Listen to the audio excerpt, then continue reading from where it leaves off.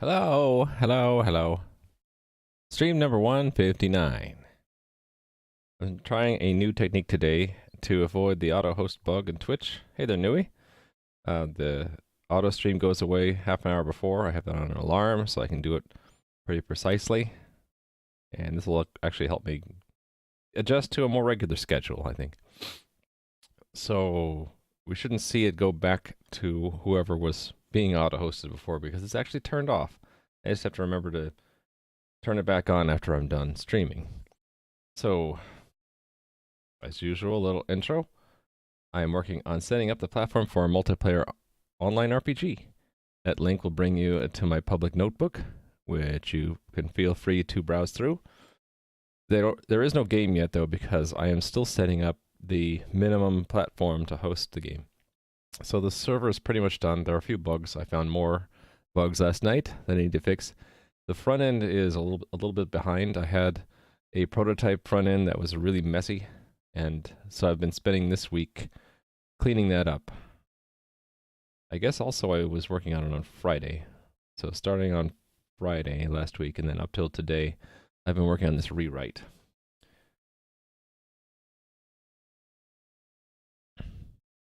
So here's what it looks like so far. And I'm going to be working on it some more today. There are a few things happening behind the scenes that I need to fix.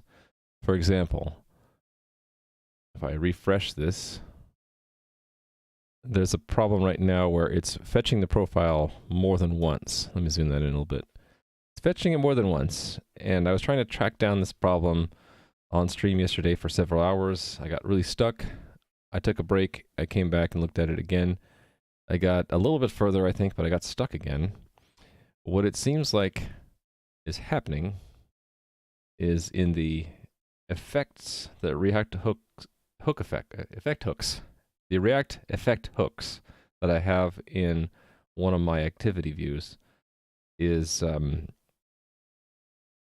triggering some kind of race condition in Redux. And I don't quite understand how it is working. I tried to make a minimally complete verifiable example and I failed. But let's see, where was it? Playing activity?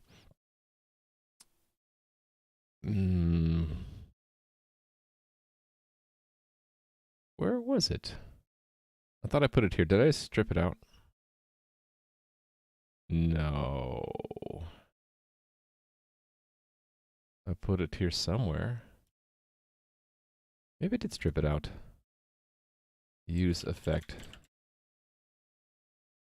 It'd be helpful if I search for player console only. Oh, no, it's there. Yeah, there it is. All right, the playing activity hosts the profile, and the profile is where I did this effect.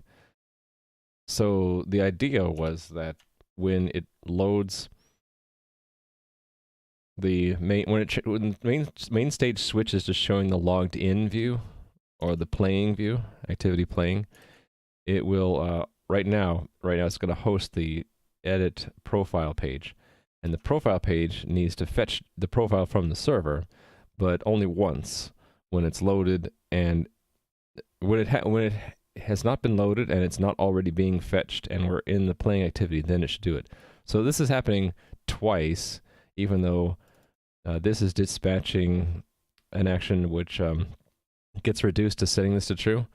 And there are two possibilities. Either there's some kind of race condition between the effect hook and Redux, or another thing I'm thinking is it could be is this the dispatching of this action could be delayed, and so this flag might actually not get set right away, and so that it might make sense for it to run twice. So I have an idea about how to fix that. Yeah, I did remove the auto host half an hour before Nui.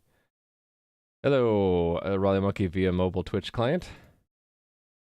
Am I looking really teeny tiny today for you? I should wave to Nui too. Waves all around. So I was trying to track this issue down, and then it kind of occurred to me, why am I doing logic in my view? Most of the rest of the logic that I have in my app has been relegated to the middleware. So that's maybe the path I'm going to take for the workaround, is to do this logic in the middleware somewhere. I just need to figure out where exactly to do it. There's one thing that I'm not sure how to. The other place where I use an effect, I'm not actually sure how to take this out of the view. But it's when the app first loads, it is the code to actually do the initial login, the determination of what we should do when we first load. I'm not sure how to do that in Redux unless I have it respond to the initial state somehow. Maybe I could do that. Anyway, did I sleep well after the message? It helped, Endorn, but when I stay up that late, usually I have to suffer being very tired in the morning, so it was bad of me to stay up so late. What is meant by a hook? Is that an optional method to override?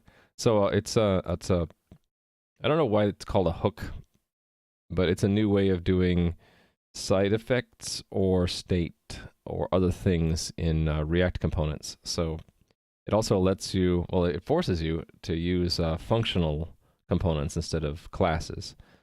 So for example, this app component just has a hook call and then just returns the JSX that's used to render the HTML, right? So what you do before hooks to do the same thing is you'd have to make this a class, because this logic essentially is what you do when the component did mount. That's what they called it, the method component did mount. Making it a functional component has certain advantages. One of the ones I like is that you won't see this anywhere in this file. I don't need to use classes in JS anymore, so the confusion over this is gone. And there are a couple other reasons. I mean, they go to great lengths, if you look up React hooks, to explain what are the pros and why it's all exciting and cool and how you should try to use it if it makes sense. They're not going to remove the old way of doing class components in React, but they seem to be encouraging, like, looking into it to solve lots of different problems. I don't know if it has to do with design patterns or not. I think they call it a hook because each call, the function, if it's a functional component, it's called every time you need to re-render that part of the DOM. And when you are, instead of rendering something, you're doing something else. I think they call it a hook because this is a place that you've inserted into the rendering, rendering, what do we call it? Rendering process. During the rendering process, you've inserted a place where other things are done. And what's done and why depends on the design of the hook. So the effect hook, the design of that is to run this code if things change, or if you do this pattern where it's an empty array, it's do it once.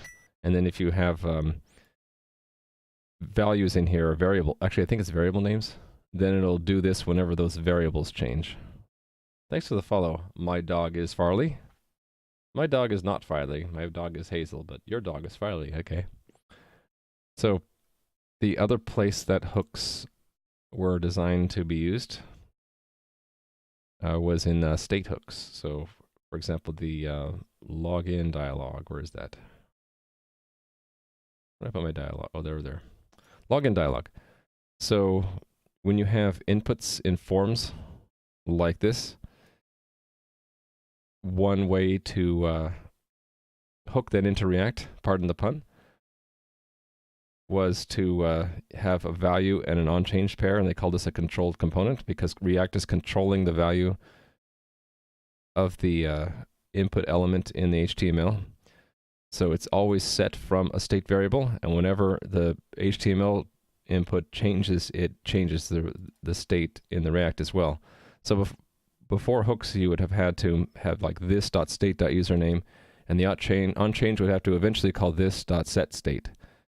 And to set up your state, it would then need to be a class because you couldn't, there was no way to set up state for a React component unless it was a class component. But now with a hook, you just say use state, and it gives you back an array with two elements in it. One is the current value of that state, and the second is a function you can call to change the state, and then the initial value of the variable you give to that use state in the first place. And the value persists between calls because every time it re-renders, it gives you what was last set, And then when you set it, then when it re-renders it again, you'll get that new value come back. So it's kind of interesting. Oh, I'm happy you're learning a bit. I'm learning too. A little bit at a time as I try to set this up. So anyway, it's more functional programming. You can see there's no class. There are no variables explicitly declared that are persistent. It's you just when you get called, you get new props every single time, and even the state is sort of masked by the fact that it's managed by something else. The state hook. The state hook is the one where is the thing, the function that holds on to the values of your state variables and gives you callbacks to change them. And you just call useState every single time, and you hook back into them. I think this may be another reason why they might call it hook. Interested in how I organize the project? I don't mind answering that a little bit. I have a notebook. I try to take lots of notes, and if I have a complex system, I try to make a diagram to keep myself oriented. I don't have as many diagrams as I would like, but I have diagrams. I have a plan for every day. And if I don't know some large thing, I will add it to a list of things to research. I haven't kept this up to date because I did research React Redux. I did a lot of that on stream, actually. When I learn something, if I'm not being lazy, I will take the time to try to write down what I learned in notes here so that when I forget, I can go back and relearn it again based off of my notes. So those are just ways to help keep it organized. In terms of code, I like to break up code into libraries. So for example, the Raft consensus algorithm is all under Raft. You can read more about Raft there. And the email API is in a different library there. The transport layer security is there. WebSockets is there. So I set things, I break up things into smaller pieces and try to solve each piece individually. So every one of these pieces will have tests associated with them that will run and test just the WebSockets, for example, and not need any other part of the system. And here's SMTP for email. It has its own tests that just test the email system. So you just break things up into smaller pieces, test them individually, and then when you reassemble them, I try to just have like at least one diagram to show how things get hooked up and what their associations are. This is sort of like stretching beyond the limit of how big a diagram I want to make. I might consider just fragmenting this into several diagrams. Some people call that subsystems. So group together a few of these that are strongly related, call that a subsystem, and then show how subsystems are related. So I might do that. Probably will do that at some point. So yeah, I have the code broken up into a lot of libraries. And so if you look at the integration layer, I guess that would be the host. There are a lot of dependencies, and those dependencies have a lot of other dependencies, and it forms a big dependency tree. There's a lot of dependencies there. That's the cost of breaking things up into small pieces, is that you have to then assemble them together, and the assembly is a little bit complicated. But if you separate the pieces by different concern, so like the email is all in SMTP, a plugin for that to do authentication is all in here, then it gets a lot easier because it's pretty clear by the name what they do and how they might fit together. At least to me. Although picking good names is always a challenge. Yeah, dependencies. React has its own dependencies, right? So if you use React, you probably need React DOM. And if you use Redux with React, you probably need React Redux. So yeah, JavaScript has its own dependency stuff. And they follow the same kind of rule I do. Break up things into many smaller pieces and then reassemble them. And then hopefully you don't need to know all the pieces. You just use the outermost API. So when I'm using them, I'm only really needing to pull in React DOM, and then a few things from Redux, and then the provider from React Redux, and I'm set. Cool, yeah. The general term hook you learned yesterday is defined as a method that is declared as an abstract class, but only given an empty or default implementation. Yes, I think it's a different kind of hook. The problem with words is sometimes they're used in different contexts, right?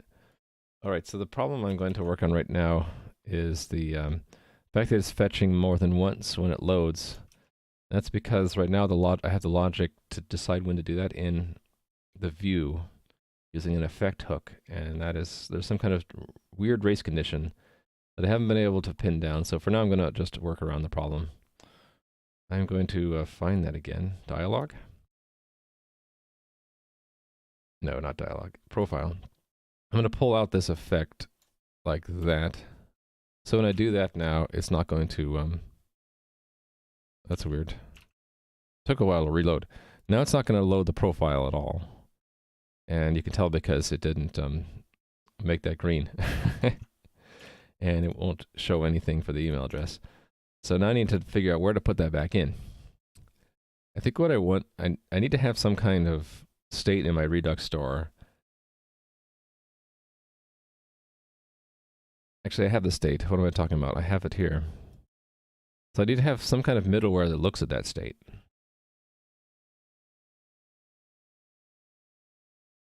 Or, yeah, hold on. Let me think about this.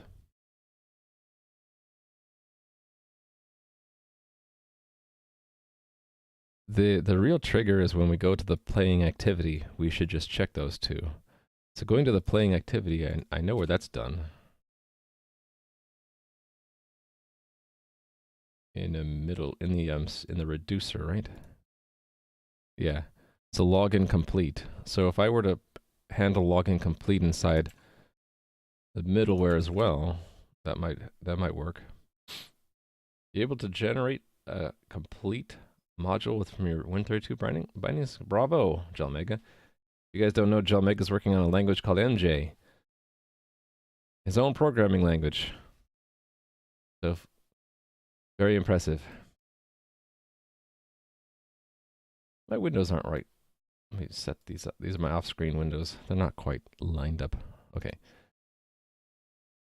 Cool. Yeah, Win32 bindings are pretty impressive to be able to integrate with. So yeah, Gelmega is working on a language that he is making the compiler for, and it is pulling in, or it's generating, generating bindings, which are connections to Win32, which is the Windows, the traditional Windows libraries, which are really huge. So to get it to work is pretty impressive. Okay, right now I am only reducing login complete to state, which sets that. So I want to add this to a middleware. I'm going to pick a middleware. Which is the one that would be most appropriate to fetching the profile? Probably profile. Wouldn't that make sense? So now login complete, and we'll put the logic here to fetch the profile. Which means I probably don't need this fetch profile action. I can just do the fetching within login complete, right? Actually, there's maybe maybe multiple places from which we'll fetch the profile. So we'll break it up into two things. Login complete will be its own thing, and it'll just dispatch fetch profile, which will re-enter the middleware. That's not a problem. So I'm going to add a handler.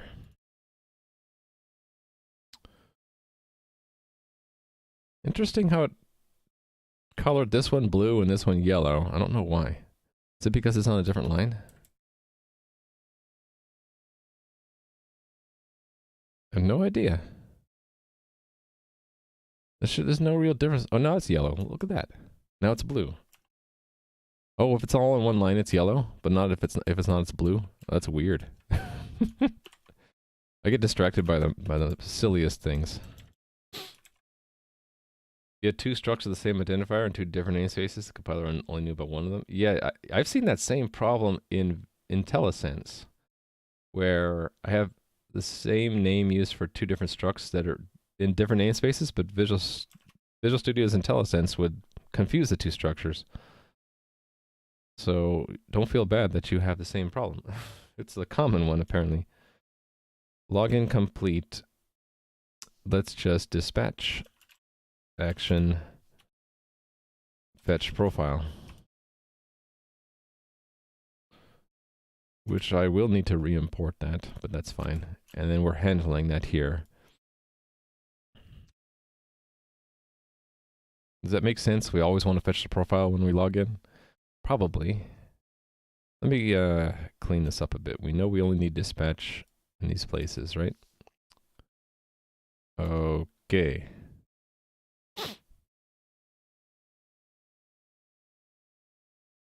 Oh, another thing I did after the stream last night is I realized I can just always, if I wanted to, I could always call next even if we handle something. And I had been toying around with just calling that always before or always after. And that frees me up from needing to put the logger in the middleware in any one of these places. But actually, how come I put it back here? Okay, maybe, okay. I think I might have screwed that up. So I take it back. I didn't do a good thing there. Yeah, I still haven't really figured out exactly when we, if we handle an action, should we also call the next one in the chain? I think the answer is yes, because potentially I want all middleware to have a shot at any action. In fact, this fetch profile, I think it's a requirement, right? Because I want a reducer to catch it too. Yeah, so I think I'm going to change this back. So it made sense to me to do next first. And then if we have something to do, we handle it. And we just do that in all the middlewares. I think this is what I had decided to do last night. I don't know why I've switched it back. So every middleware, sort of like Windows event handlers, they all have a shot at handling the action. And they just do extra things if they want to. And also, there's some inconsistency problems here. I don't need the next here. Let me make these more uniform. So these should all be like this. Okay, this has some extra stuff in it. Socket gets set socket. We'll include that. So that's a special one.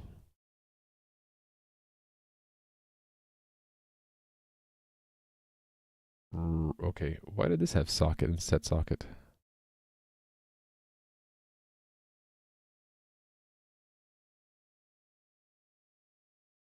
Interesting. Was this? I think this is copy-paste bug. Server messages doesn't, yeah, this is copy-paste, copy-pasta problem. There we go, fixed.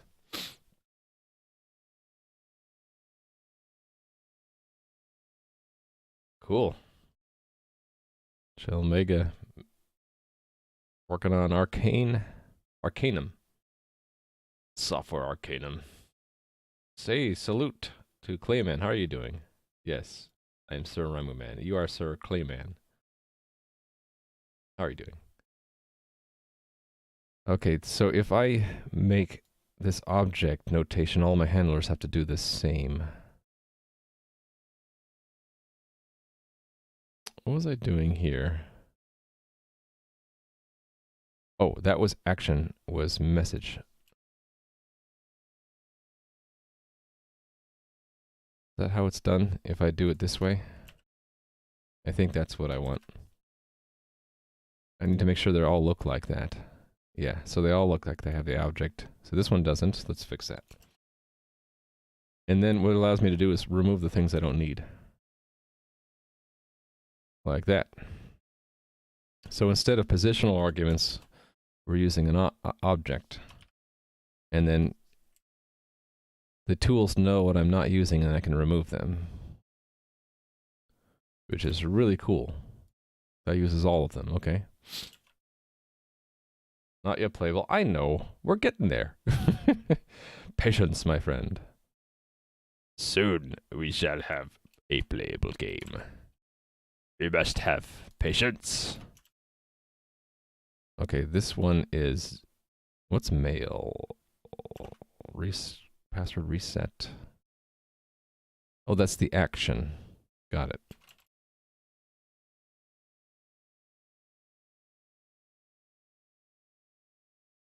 All right, and there's another action there.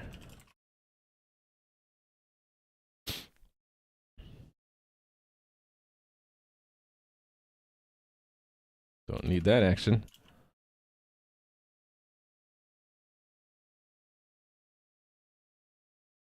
I'm sure I'm going to break something doing this, but that's okay. We'll fix it.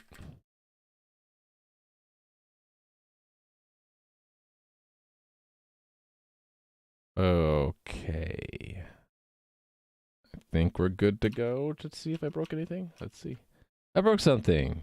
Server messages line 49. Oh, it's store. Hold on. Right, there's object decomposition that I need to do there. There. Now could these do the same thing?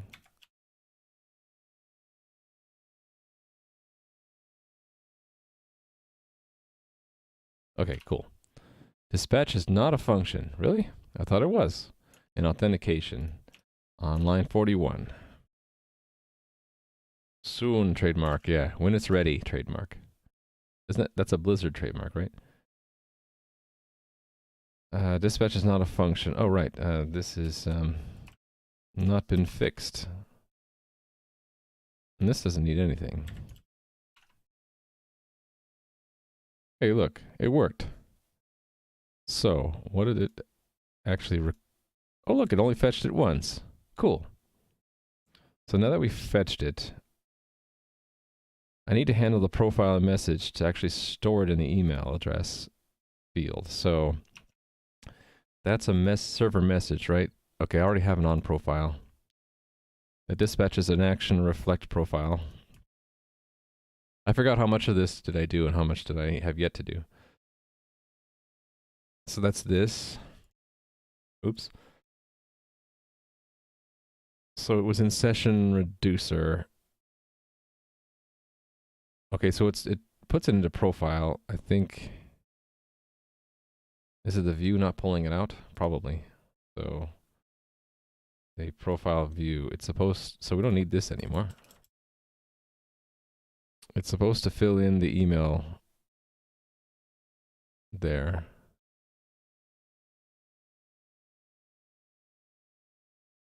Ah, I see how it's not working.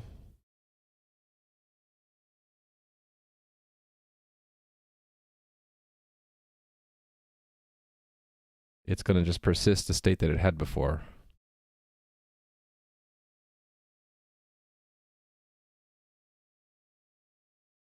Hmm.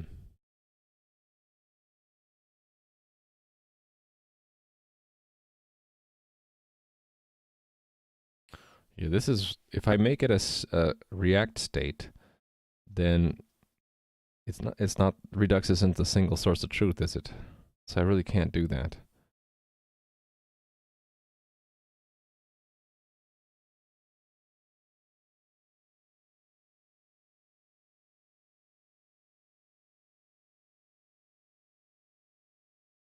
So yeah, I should not do that.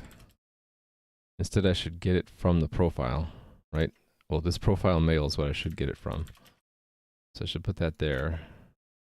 The problem is this on change. How do we do this? There's no setter.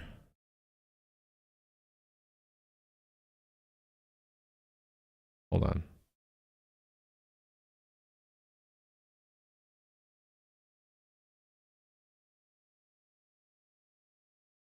All right, there's no set mail. That's the problem. Yeah. So we don't have set mail. Oh, I can make it here. So const set mail equals mail, and then we would call. We'd have to have an action to change the mail. So let's make one on change mail. So that is a prop that we need.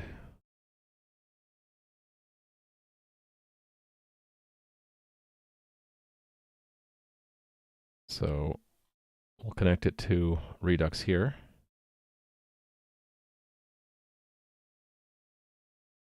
Actually, yeah, I've been trying to follow this pattern of always passing objects instead of non-objects. So it's just always this pattern of args.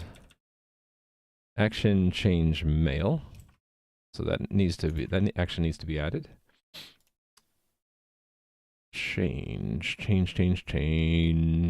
mail. Where are you? Oh. Hey, it takes the number 1 spot. You take the number 1 spot, action change mail. So this is changing it locally, and change profile really, I should probably rename that to be like send or commit profile, because this goes and tells the server to change it. All right. So this action is defined. Now I think I just need to put it into the reducer. Reducer for, where is the profile stuff kept right now? Session? Yeah.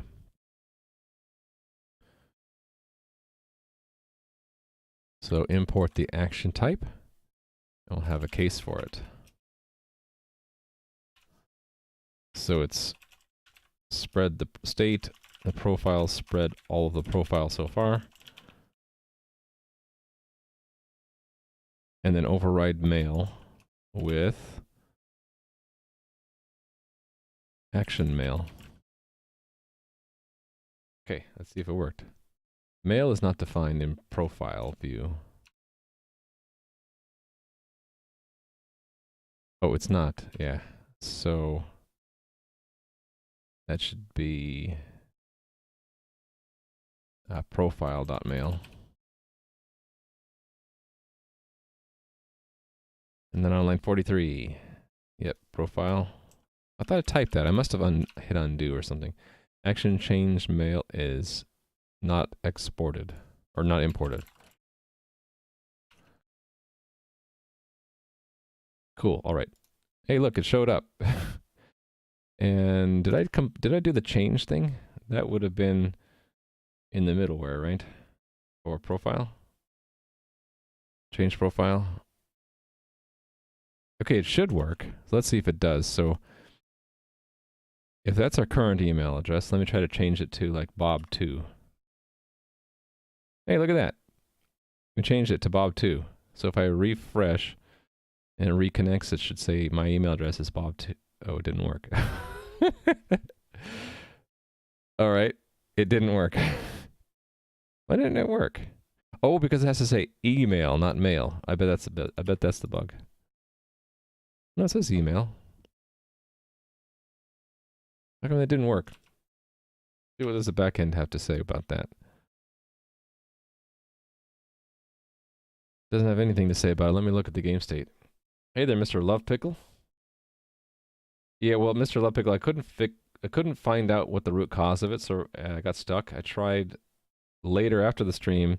I learned, I got a few more clues, but I never really got to the root cause. So right now I am working around the problem. I decided to remove the effect hook. So the profile view no longer has the effect hook at all.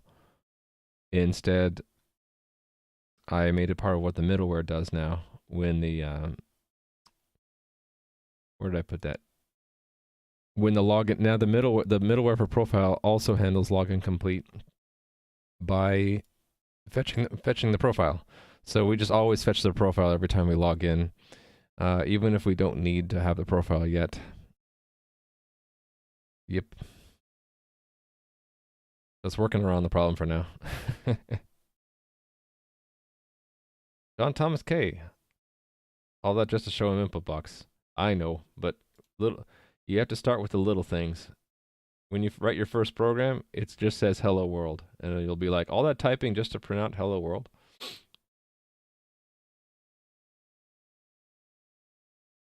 Templates shall make it. Ugh.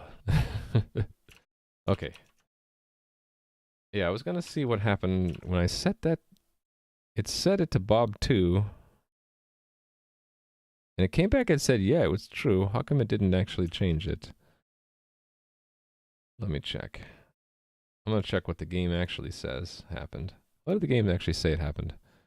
Changes null. Oh. Oh, it didn't format the message correctly. Yeah, so we made a null change. Okay.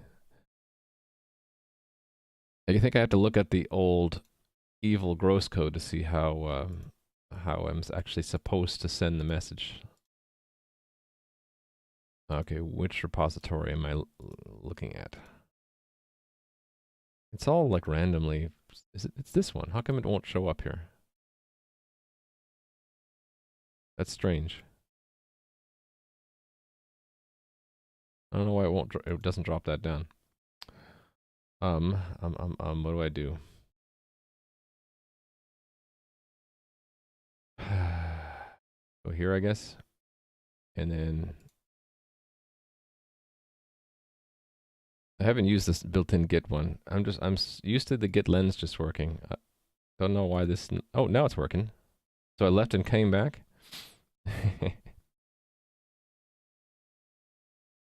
All right, here's the commit where I removed the original nightmare code.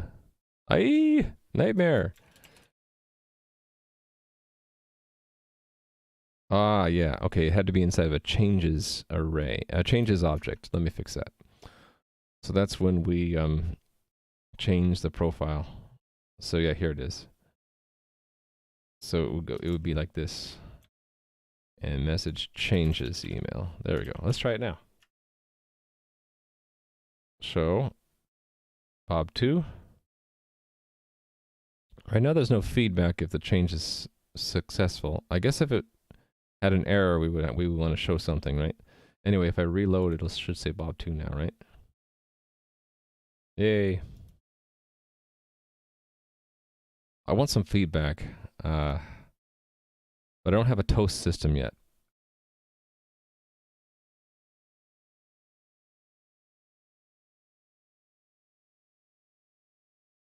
John Thomas K. or John Thomask? John Thomas K. Console log hello world, yeah. I know. But try to do that in assembly language. There you go. For me, JavaScript is almost as difficult as assembly language. I'm not familiar with it. What am I looking at? I'm looking at checking this in. What I'm looking at.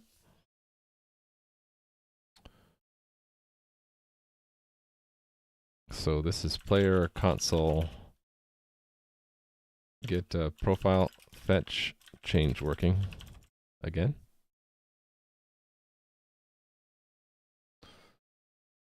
Oh, yeah. Hold on a sec. Let me pin that, the nightmare code.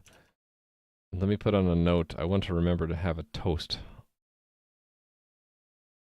Remember to add toast or error. Actually, it's going to be, it should just be a toast, either whether it's a success or failure. In response to, what is it exactly? Change profile result. I bet you right now if I looked at the console, it'll say, I don't know what that message is. Yeah, received an unexpected message, change profile result. So, not handling it. Oh, looks like I have some stuff I should clean up in profile. Let's do that. Which profile? Views. Views profile. Right, I'm not using activity playing anymore. I'm not using current activity or fetch profile.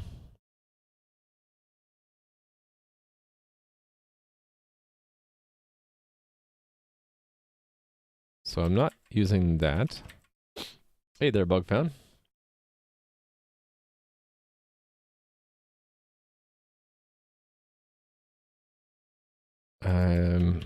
I guess that's next, changing password, right? Password change form, yeah. Okay.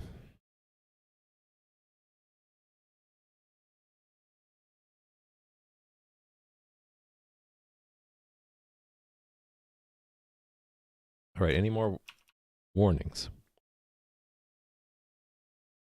Use state, okay. Oh, all that stuff up there we don't need.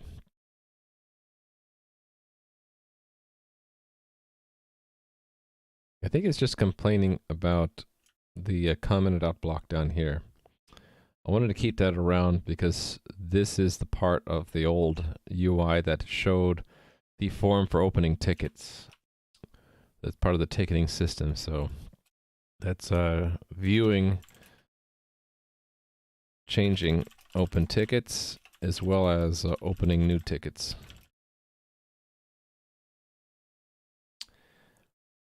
Yeah, everyone's asking about that black hole picture. I haven't taken a look at it other than what popped up on my Discord this morning. No, I didn't solve it, Bugfound. I am working around it. I decided to move it out of the effect hook and put it into the middleware. So now the profile middleware does the initial fetching of the profile. Just at the every time we successfully log in, we'll just fetch our profile. That's what the old app did anyway. So if we look at it from the network perspective, every time we get logged in, we'll see a fetch profile, and then it'll tell us what our email address is. And then if the view wants to show it, it will. It's not optimal because when I do move this profile screen out, we really don't need to fetch our profile unless we need to show it. So I would have to, I'd probably have, whatever action is, whatever action is causing the state to change such that we want to know the profile, I'll have to do this dispatch to fetch the profile. I think I'm okay with that, actually.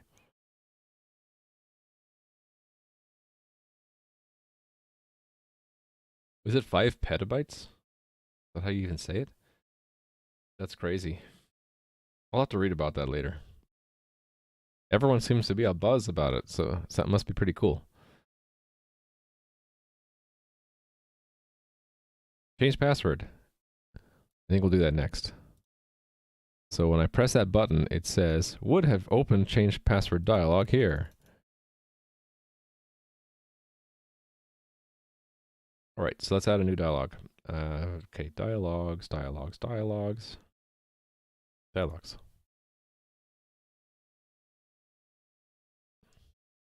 And that's my first robocall of the day. Change password dialog. All right. Let's copy and paste login dialog to change password dialog. And do I need a ref? That ref was for reCAPTCHA. We don't need that. We don't need to use reCAPTCHA here. We do have a go back, right? We don't need a forgot password. It's not login start. It'll be a change password. And do I need that?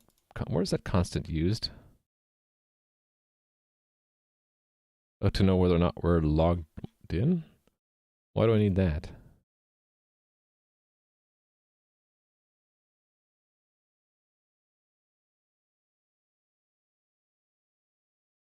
Oh, that's to prevent it flashing. Yeah, okay, so I don't need that here.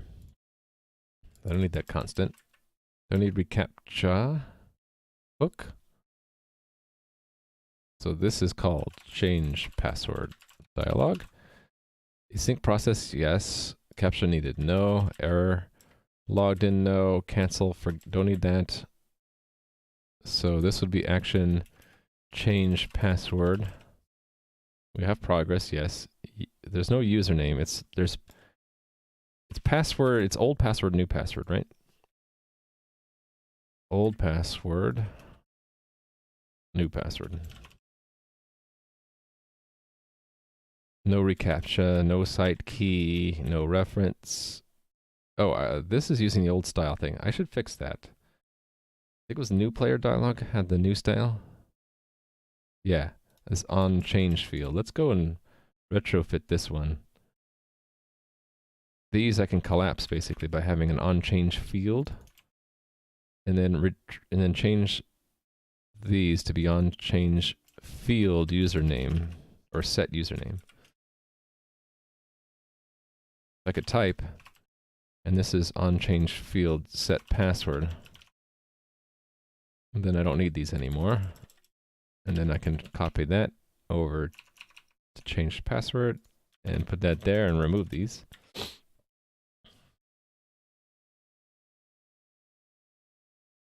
Okay, I'll have to read about that. I didn't know it was that monumental. So Einstein predicted something, but no one could ever observe it until now. That's cool. You know what would be even more cool is if someone observed something that disproved Einstein's theories. That would be even more monumental. It's one thing to say, oh yeah, he was right, but it's another thing to say, oh look, he was wrong, and look what we found out instead. Now that would be cool. On log, so this is going to be on change. Do I even need to give it a name? What if I just call it on submit?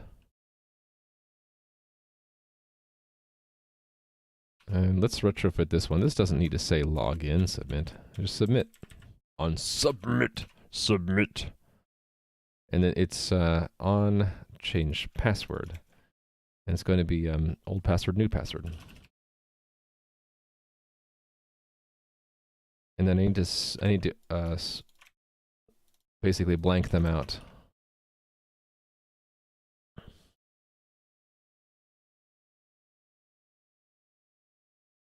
Right. Well, that would be difficult to get, right? Because there's a lot of stuff in the way. Yeah, if they find theories that a lot of science has been based off of to be incorrect, it would open the door to hopefully increasing our understanding of the world, right? Hey there, Romania. It's when the theories we make, if we just prove them correct, all we're saying is, yeah, we told you so, or we were right, and it doesn't really advance science that much. Is when we find something new that we didn't know. All right.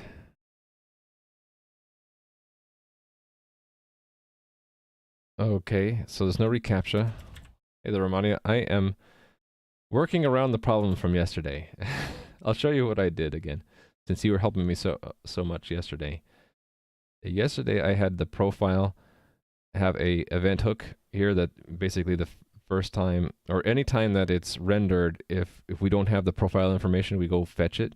So now instead it just assumes that we have it. We just have the profile. And I make sure it's there in time, or it should show up there in response to logging in. So that is in the profile middleware. I now also handle login complete, and that just fetches the profile. So every time we log in, it'll fetch the profile. So doing it in Redux rather than a React event hook for now, until I figure out what the heck is going on with the effect hook in Redux or my code. Because I couldn't reproduce the problem last night in an MCVE, and I couldn't learn anything new. All right. Yeah, so right now, I have that working now. It is, I can't show it because I'm in the middle of changing it, but it's fetching the profile, and I completed the display, the editing, and the setting of the changing of your email address in the game. You tried to reproduce it as well? Well, that's really kind of you. You know, I shouldn't discount that it's my bug, possibly, right? I tried to make, so I tried to make an MCVE where I boiled it down to something simple. I just couldn't get it to happen. So it gives me more evidence, more data point that it might be some problem on my end. I was seeing some weird race conditions in the order of reduction of actions. If you dispatch an action from an effect, and then you tweak like the timing of things, it actually changes the order in which they are reduced into the state. So if you do like a 1, 2, 3, 4 kind of actions, sometimes you see 1, 2, 3, 4. Sometimes you see 1, 3, 2, 4. If the 3 was dispatched from an effect hook, and 1, 2, and 4 were dispatched from middleware. So you have a problem with the generic table, and it was your fault. All your fault? Oh, you used to have a problem with a generic table. Yeah, so it's probably something I'm doing. So it actually made more sense to me to put the logic in the middleware anyway, because then the views are, pure isn't the right word, but this is more pure in that it doesn't hold any logic really. It's just either gluing to other logic, so that's through the props, or it is hooking up to the DOM and controlling that, which is what this setter does. So it doesn't, it's not the source of truth for the state anymore, or the logic, which I like.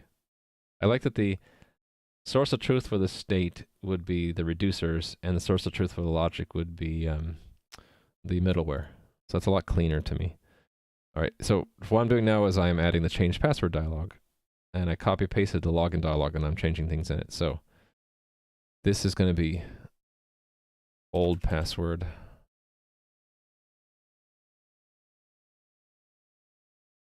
Can you use dashes in IDs? I know you can in class names. Let's try it in IDs. I don't really remember.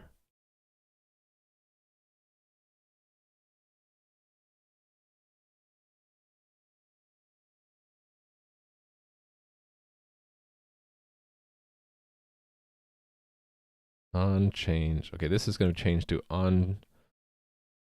Okay, it's annoying me that it's overflowing, so let me fix that.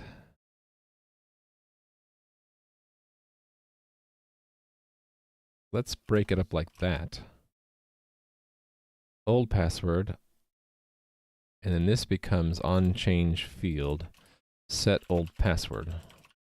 And then, okay, that's overflowing, so we do that.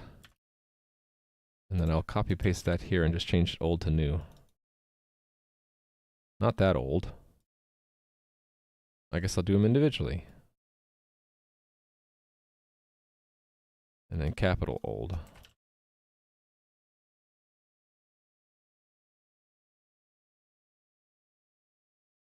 And the label is for a new password. And this should say old password. New password. Okay. And the submit is change password. Oh, wait a minute. No, that's an extra link. We're getting rid of that guy. There's no caption needed stuff. Button bar is, we don't have this extra thing. It's just async process or no. And this is change password. And the cancel is the cancel.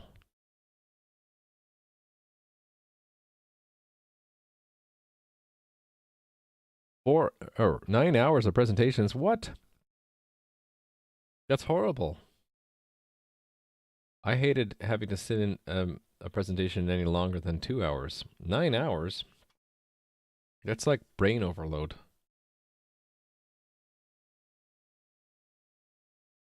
You got in script and working, you call it your JavaScript and it works? Nice. That's cool. So I do not need logged in.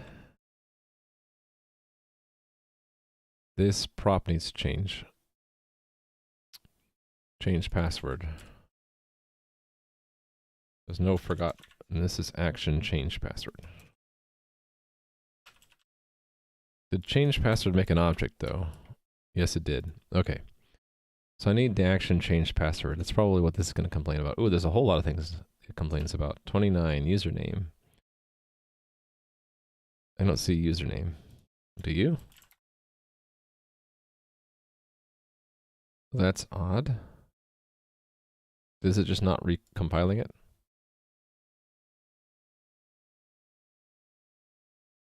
What? Oh, okay. It didn't refresh for a while. Restart the... Yeah, I didn't have to do that. I just had to hit save again. That's weird.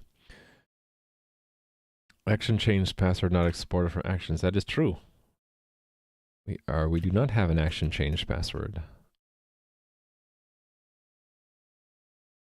Let's put one here. I really want to find a clever way to reduce. I mean, it's not much boilerplate, but it'd be nice to reduce it down.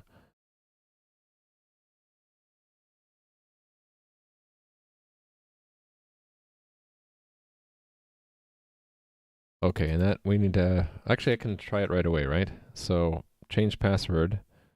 Okay, would have opened it, so we should open it.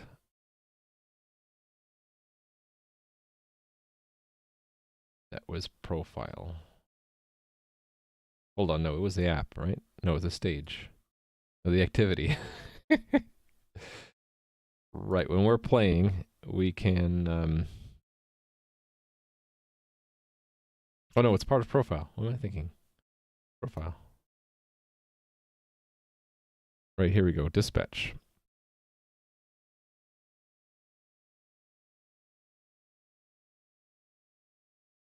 Action, show change password dialog.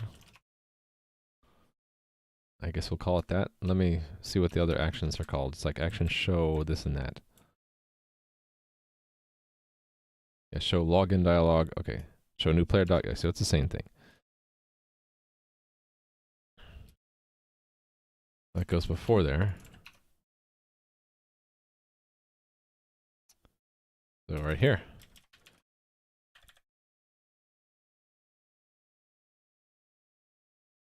Change password dialog. Okay, now that is going to go into the dialog reducer.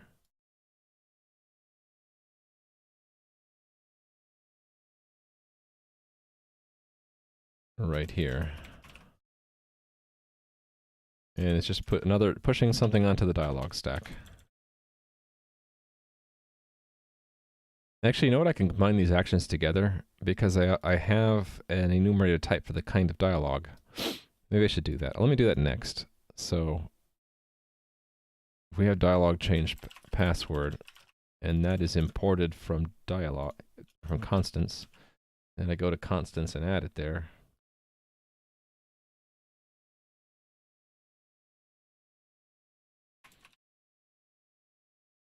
I feel like this deserves a comment. These represent different dialog boxes the UI can show to the user. Yeah, exactly, Romania. Create action type. Yeah,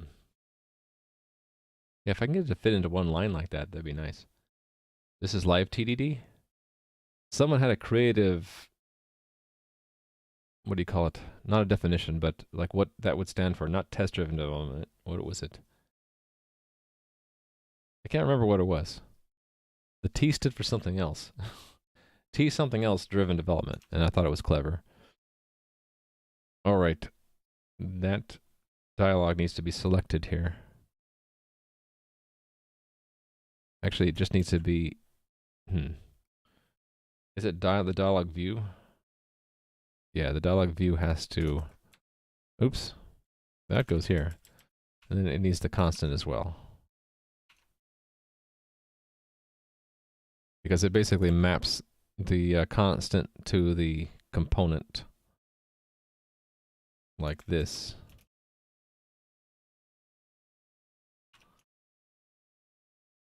And then I need to make that. No, I did make that. So that was the last piece, right?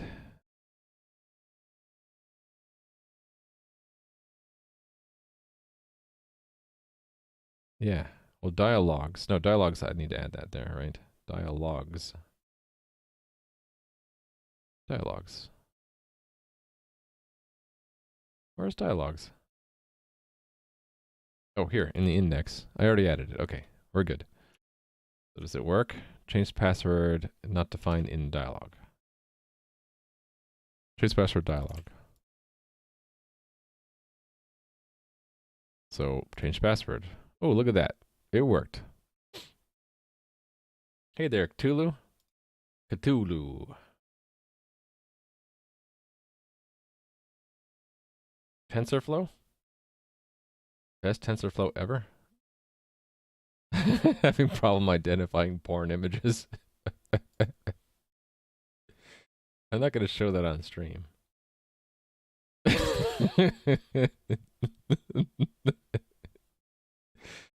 That's a good thing that I don't have family friendly tag on my stream.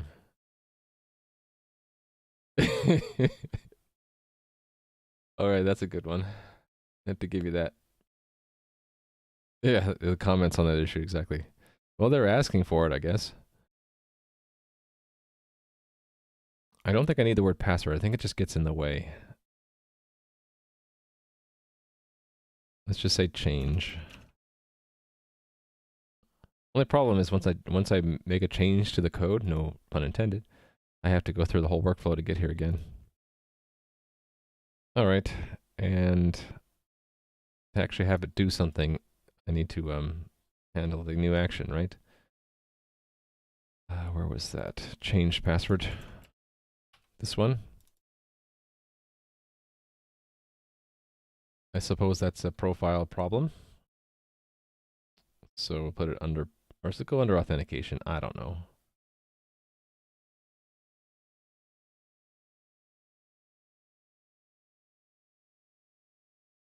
It kind of feels like it should go with authentication, but there's no real reason it must go here.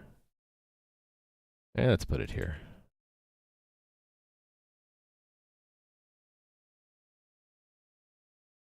Change password. So change passwords, yet another action we can do. Need the dispatch because really it's just dispatching a message, this kind of a thing. Oh, also there's a progress. Okay, so there's a little bit of stuff here. I need to show that we have started an asynchronous process, and then the progress will say changing password. There's no session. Nightmare code alert. I gotta look at the nightmare code for a second to see what it did. Aye!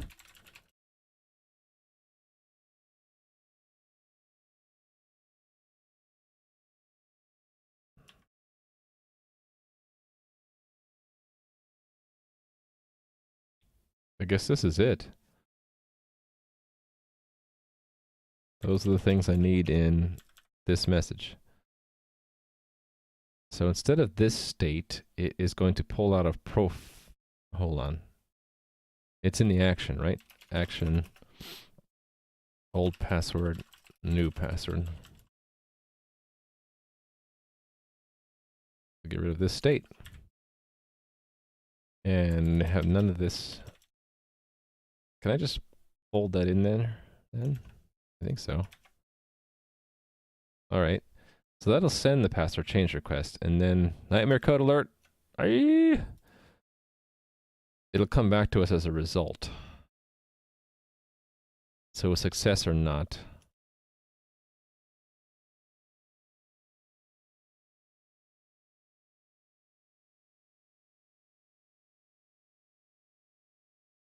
Change password result. Just change password result. Okay.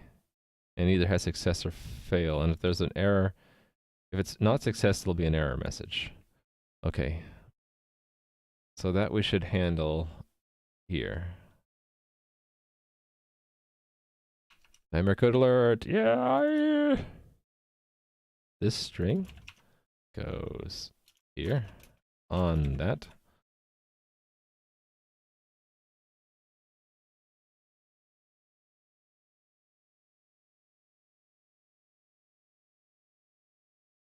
I'm wondering if I should make that an object. I'm not going to care. Just dispatch message. And what are we dispatching? Am I making that into an action? I think I am. So this will be change password result. I'm trying to make it so server message doesn't actually interpret messages. Although it does interpret that one.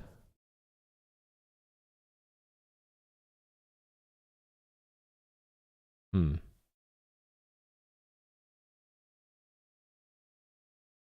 me put it to do here. This deviates a bit from the rest of this middleware, which tries not to be concerned with message interpretation. Perhaps the handlers for... Oh, why did it do that? For action reflect profile should interpret the message instead. I'm not sure about that. I'll just leave it as a to-do to consider. Okay, this I do want it to interpret the message. So that is an action up here, which means I need to go and add it. It's got arguments.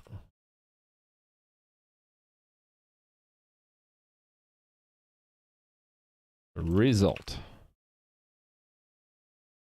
So that should go back to profile, shouldn't it?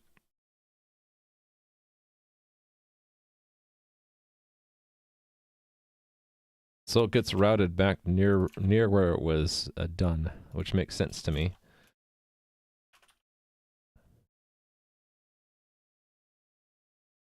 And it's given, hold on. It's given the message object. So from that we can pull out success and error, right? Now hold on, is that what login status does in authentication?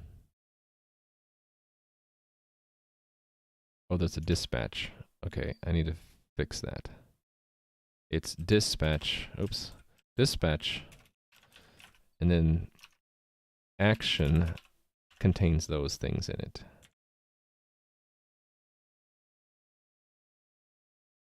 That's weird, oh, because it doesn't know it's an arrow function yet, right? Yeah, there we go. All right.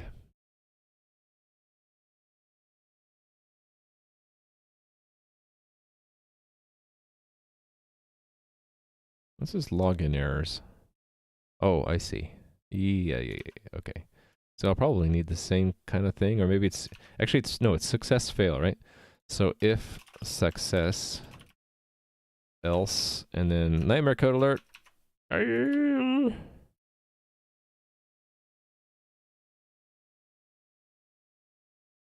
Okay, so yeah, we just deal with the error. So similar to how the login, the authentication middleware does it.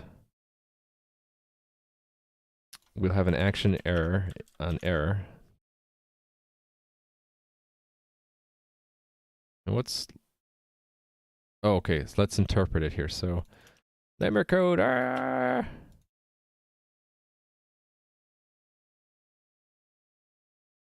should probably interpret the message, shouldn't I?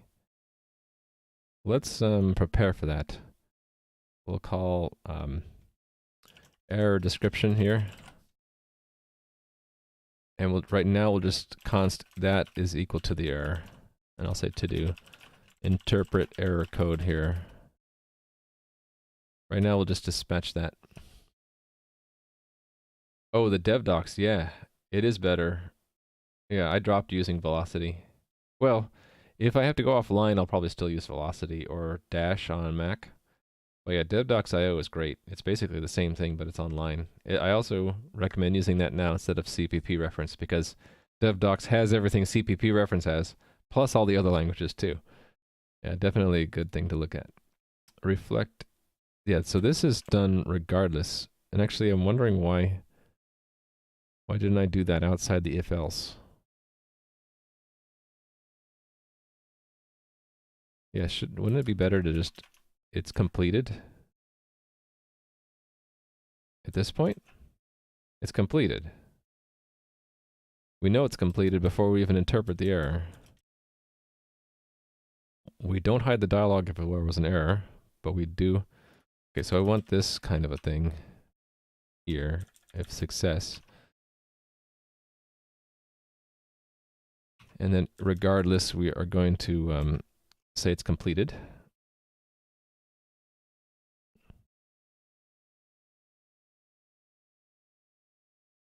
Also, here's a place.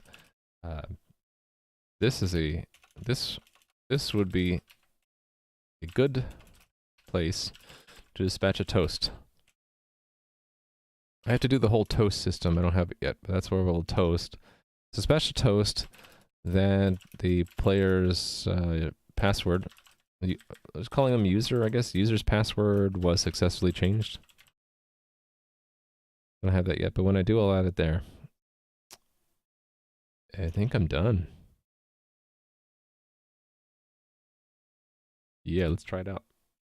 Okay, I'm missing a bunch of stuff in the profile middleware. And this also has a change.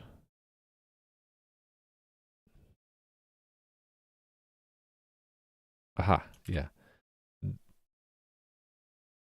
Hold on, wait a minute. I'm in the wrong one. Change password result is not here.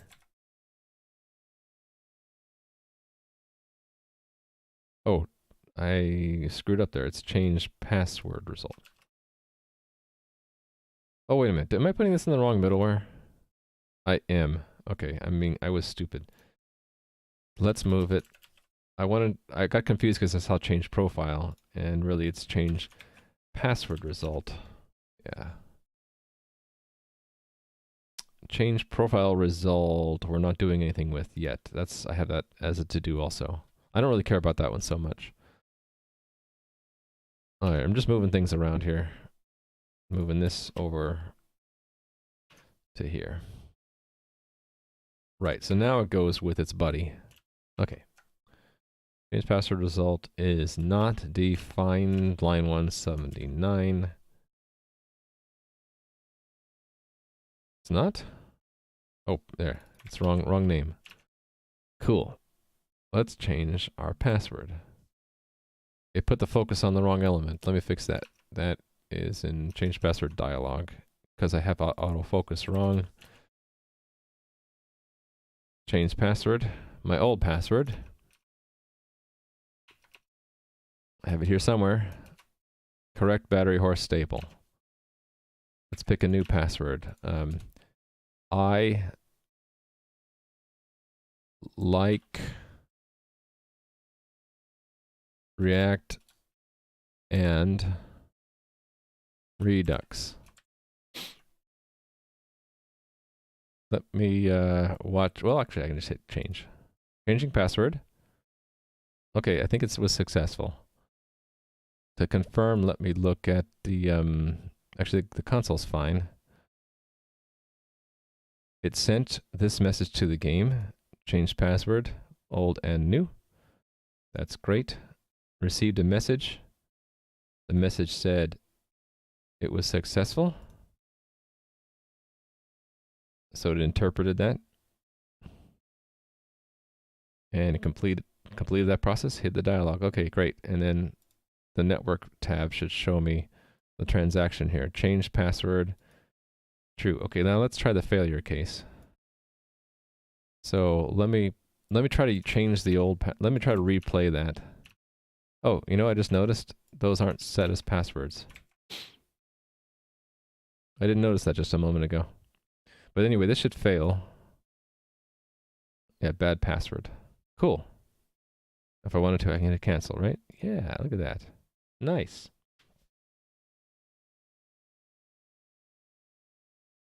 Using Zeal, which is like DevDocs, but in Qt, local and fast. I had downloaded Zeal. I had Zeal here. I don't remember, I guess I had ran it at some point. What was it about it that I didn't like? I think maybe I was okay with it. Because it has the same CPP reference. I don't remember what it was that or maybe it was that it didn't have the dark mode. That might have been it. Because I'm sort of in a dark mode kick these days. If something doesn't have a dark mode, I'm like, ugh. Nice to see an actual piece of dialogue on the screen. Yeah, we're getting there, aren't we? Which import were we looking at that it said was gigantic? Oh, this?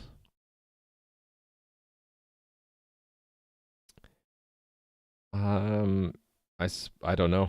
If there's a nicer way to do it. Well, I don't want to import all the actions. Actually, do I really care?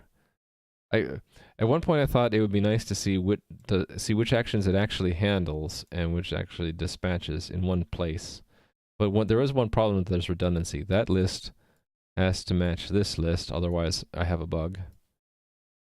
So maybe if I just move that comment down to here and then have the import just import everything, that would suffice.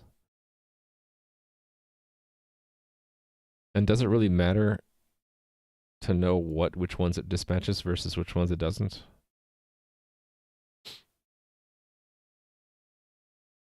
You wouldn't care, so these right now are all individually exported. Maybe we combine this with what I was about to try, right? Which was to do it in one line, like Romania said. If I could do it all in one line, then maybe we export them all as a big group. Thanks for the follow, Wild Genie. Okay, I was gonna make that type password, wasn't I? And I didn't do it. Let's do that before I forget again. That's like in the dialog for logging in. It is type password.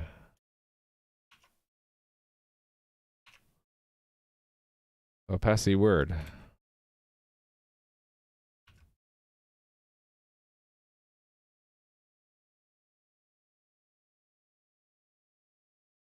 I was just thinking, some sites that let you show the password you're typing are kind of cool for people like me who often misspell and don't care if it shows it on screen when I'm not streaming. So maybe, let me put that as a note to consider. Consider show buttons for password fields for people who actually like to see the passwords they are typing.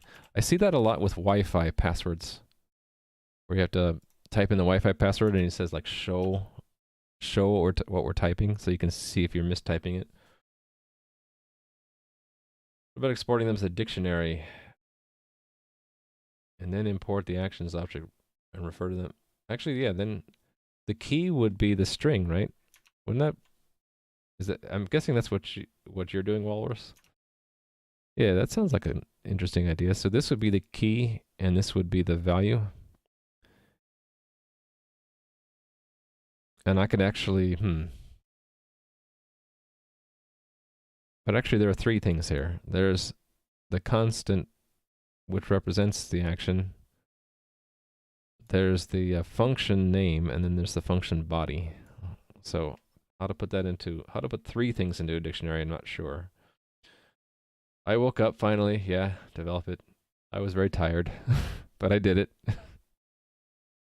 It helped to watch Adam stream for a while. Shout out to Adam. He starts streaming a bit before I do, like an hour at least. And it's nice to get my brain moving by watching his stream for a while. Tuple list to wrap them in a small object, yeah. Let me try first the idea that Romania had, which was to have an action factory. Const create action type args. Type args. Now this would work for ones that have args. What if I don't have any args? I guess it doesn't add them. So then we're good. So I can just reduce. Let's try this with one. So it would be that equals create action of that. Right? Now we're down to 2 lines.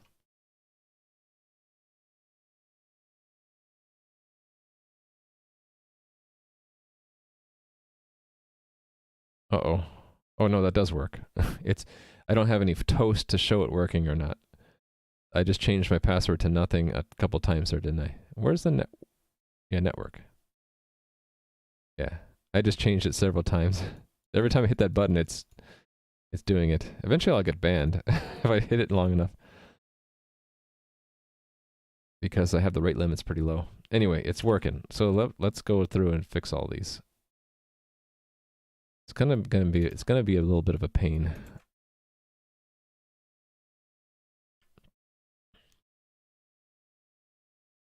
You like the font I'm using? I like it too. Sphera code, but another nice font is in CM Griffing's stream. He uses Drama Sans. That kind of grows on you after a while too. Although it gets annoying if you're really used to monospace fonts like I am. I think I would get annoyed. But both of those fonts allow you to put in custom ligatures, which is why the 3 dots look weird. And other things like this arrow.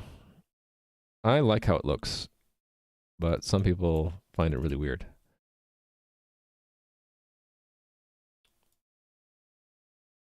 Okay.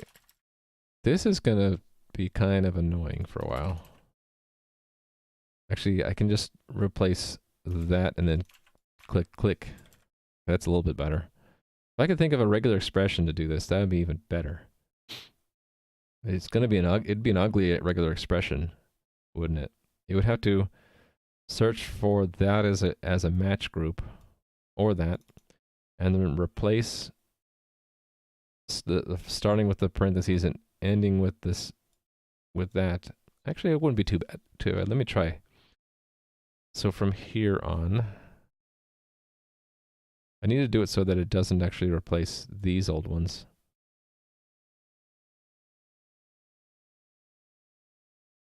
Use the Inconsolata font. Did you tell me about that before? Inconsolata. Nope. All right. Now you have. Liberation Mono Regular. I like to look at different fonts. You're opening PHP Storm to change the font? Cool.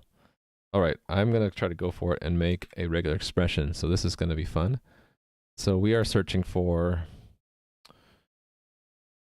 I guess double quote, and then a match group, and then a whole bunch of not double quotes, plus, followed by a bunch of stuff, and then a parentheses, or, yeah, parentheses, and then a whole bunch more stuff, down to, okay, these have to be escaped. And it has to be, how do we do this in multiple lines, though? I guess I can't just use dot, right? It has to be a character class. Dot or a character. That looks funny on my screen. Okay. Character turn line feed.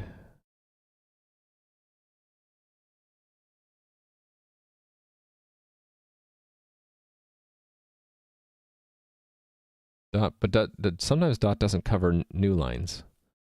Okay, so you're saying I should just be able to do dot, right? But it's not matching what I'm trying to have it match. This has no results.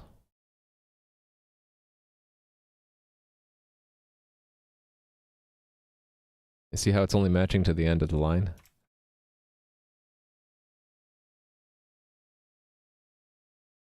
Or,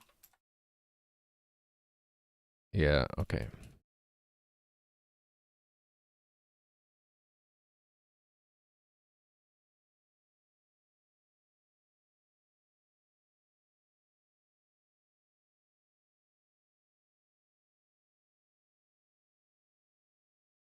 Huh.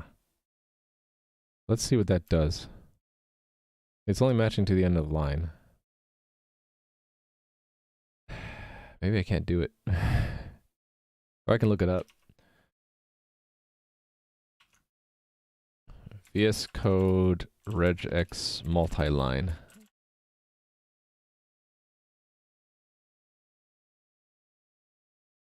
Add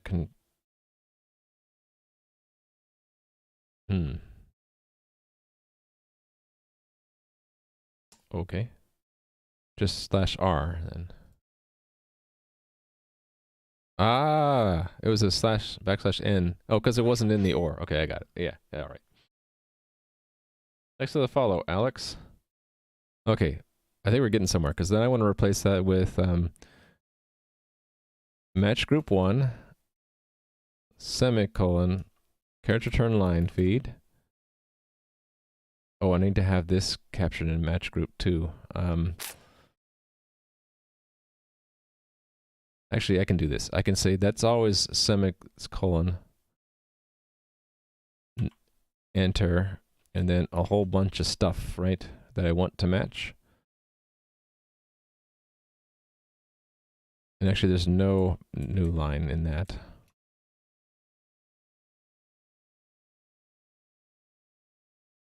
And then that is, how come that's not matching? Regular expression hell. I'll get it. See, I didn't want to go through and manually do all of this. Let's see if I got that much. Okay, that much. That's so far so good with that.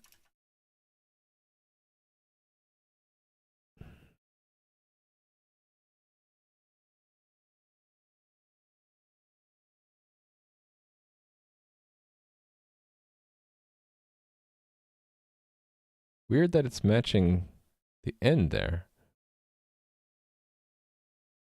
Huh.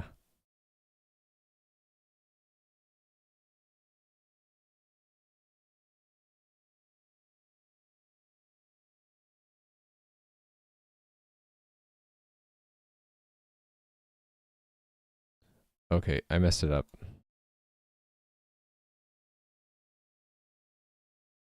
Dot or that star. Okay, there we're back to normal again. But, oh, what if I put it right here? So if I just put export.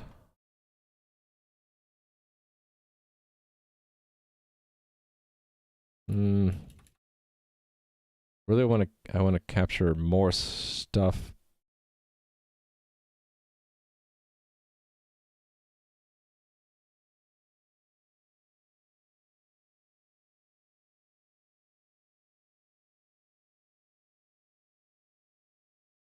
Regular expressions are hard. Oh, Regex 101. I feel like I almost got it. I'm just trying to. I only want to match one. So if I do dot star and then 1 and then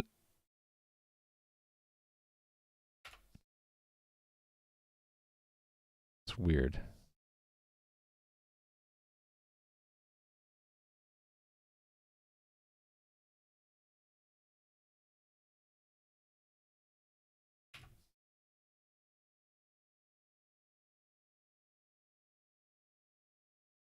Oh, there we go. Backslash n. Okay. Got it. So then everything. So it's going to be a bunch of characters. And then I want to stop on that. And then there's a bunch more characters.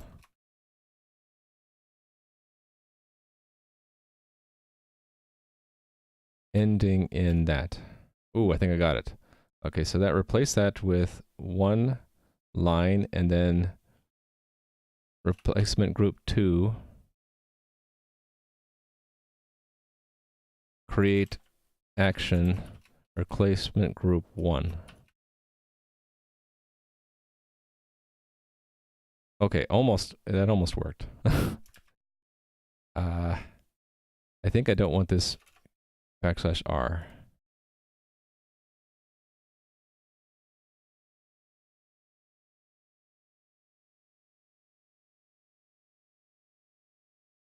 I think it's doing too greedy of a match, actually. So match group 2 should not include any parentheses.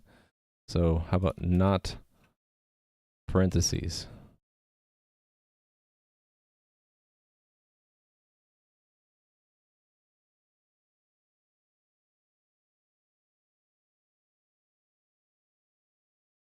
Maybe it's time to break out Regex 101.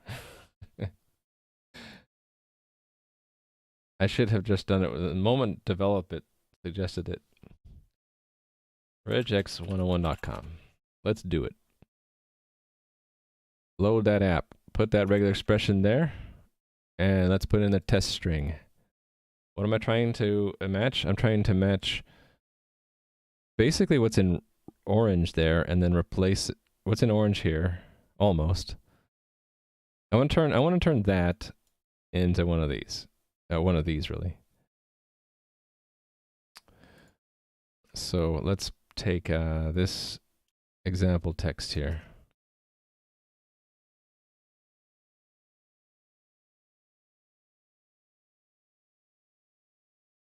So match group 1 is correct. Match group 2 is correct. I want to see substitution.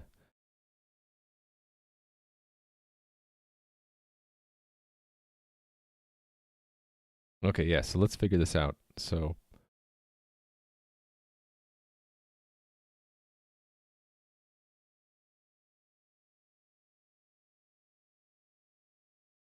match group 2 is export const something equals. Create action. Match group 1.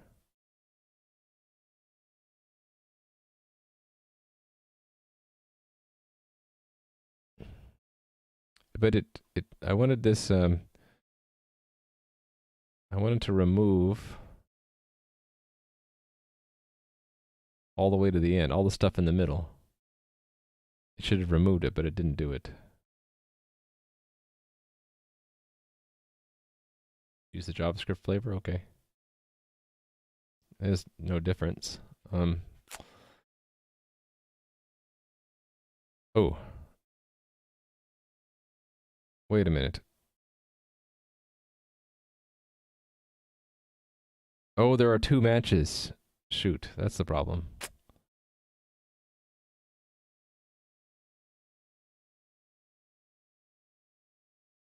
Should I show this in a little bit zoomed in so you guys can see it better? I probably should. That would be nicer of me.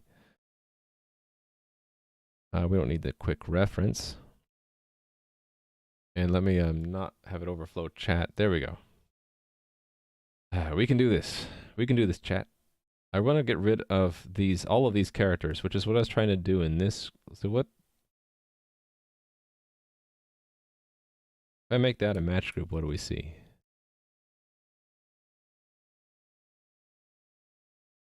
It doesn't match.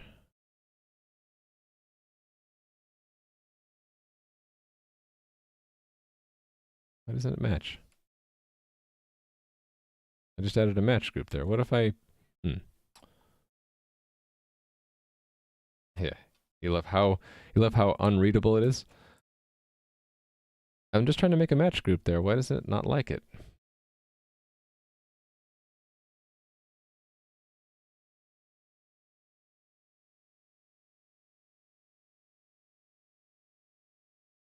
Oh, I don't want to do multi-line. Oh well. Now what if I turn that off? That didn't make any difference.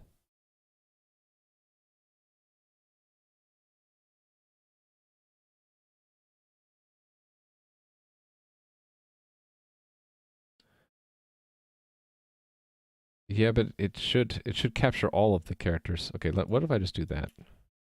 No? For some reason, making a match group makes it no longer match.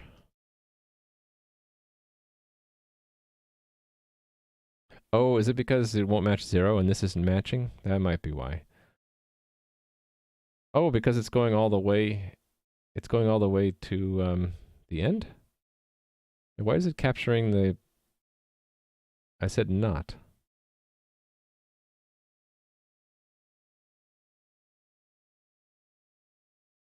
Okay, it isn't capturing that. Why is it showing up here? Well, that's match 1. Oh, that's the problem. Wait a minute, why is match 1 group? I'm so confused. Oh, there are 2 matches. That's the full first match. So the problem is what? Is it that this whole thing is matching 1 character? Yeah, that's the problem. So I needed to, is it that this needs to be an N?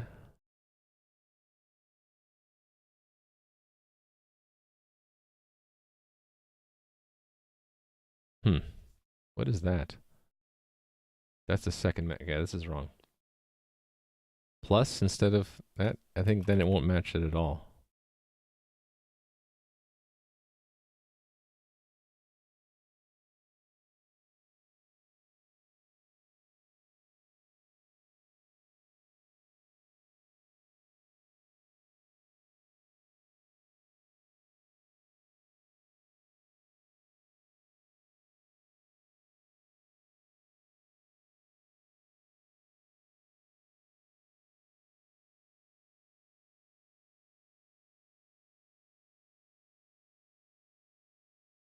It's saying that that's not even part. Okay, so it's something to do with this construction here.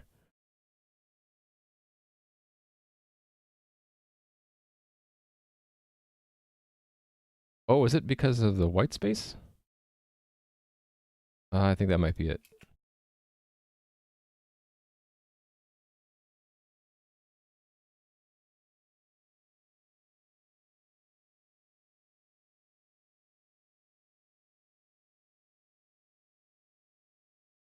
I don't know why this is so hard for me today.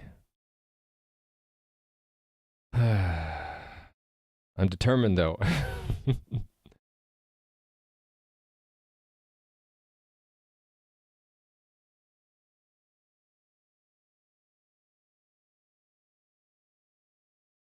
There is a space at the end there.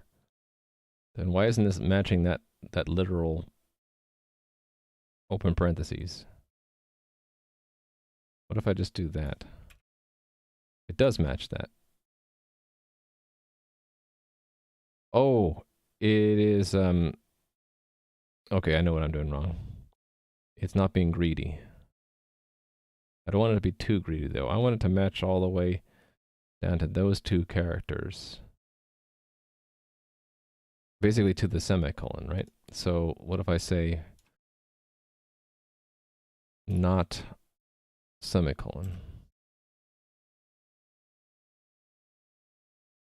And then plus.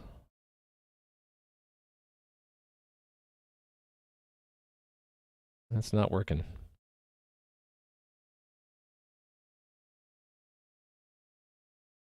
This part works.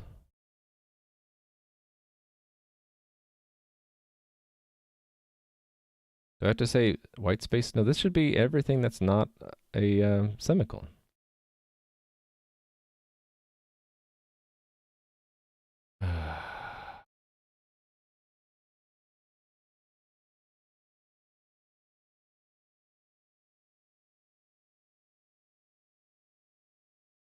Hmm.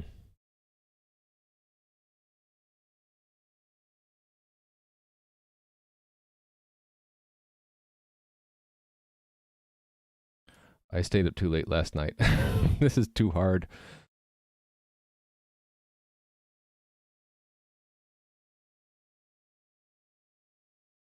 I mean, it's just not it's not grabbing any more characters then. It's stopping at the white space. Do I have to actually say it can be white space? Okay, that did something different.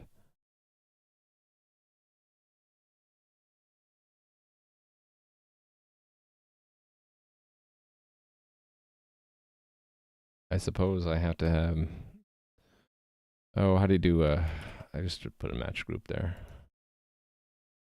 There we go. There was a way to say I don't need it to be in a match group, right? It was like that. So then it's not a match group. I think I got it. Yeah, I had too much fun in Adam's Discord. No, it was that I was just mad at myself for staying up so late. Okay, let's try this. I think I got it. Go. Oh, look at that, chat. We did it. I didn't have to... Although the time I took to do that probably outweighed the time it took to figure out the regular expression. All right. Why was I up so late? Because of the problem I ran into yesterday, Riley Monkey. You might have missed it, but I spent like hours trying to figure out why when... Hold on. I lost it. Create action, create action. Okay, I messed up something here. Let's just manually fix that.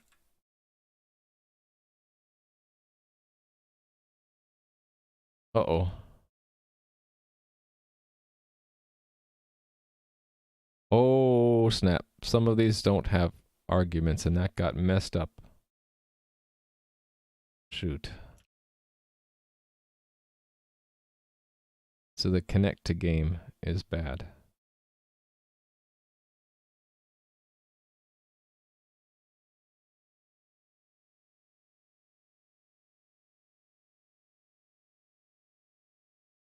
What did it used to be? Get lens. Show me.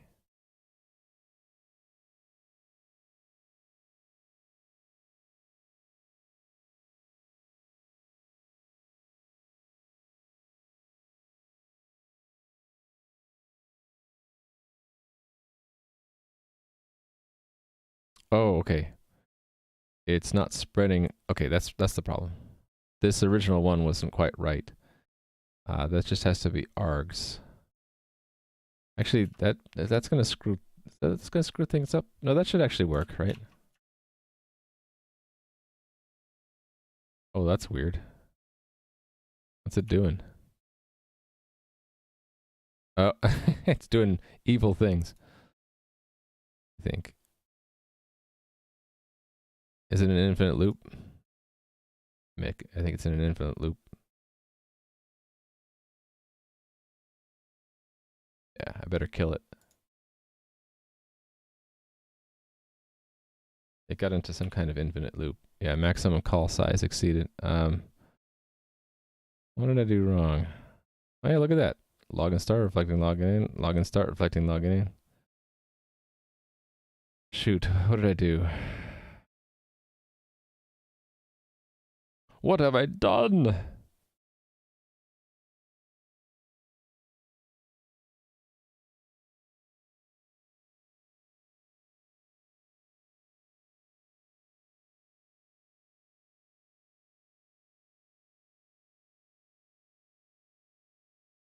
I'm wondering if it has something to do with the fact that a lot of my actions didn't have any args.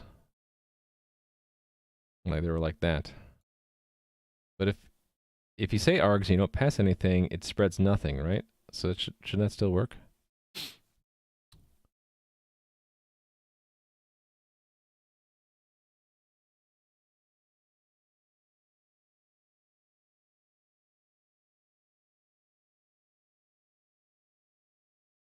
Yeah, it's not even calling connect to game. It's looping infinitely. Something is causing it to re-enter action login start.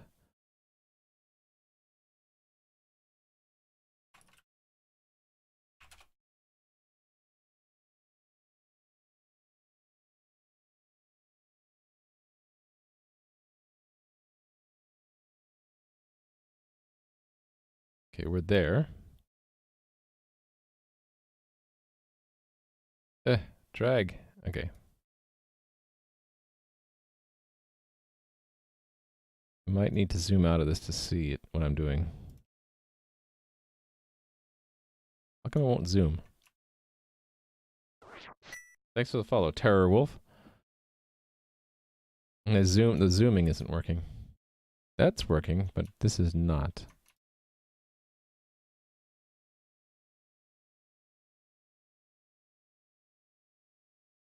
Okay, there we go.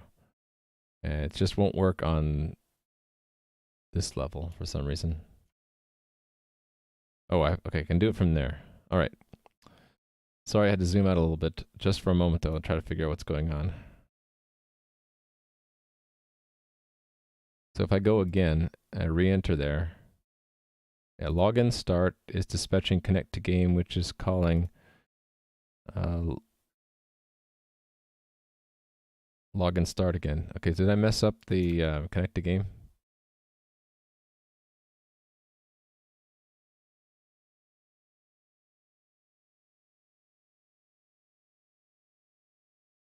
What?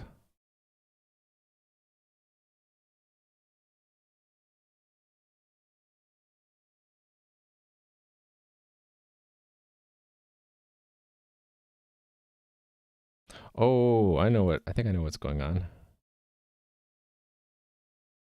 this the action has a type in it. Yeah. So this, it should put the type second to override the type. That's what it is. So let me get rid of the debugger. Actually, it should be okay. So just hit go. Actually, I can't just hit go. It's going to recurse. I got to quit it out. All right. What is it doing? It's stuck.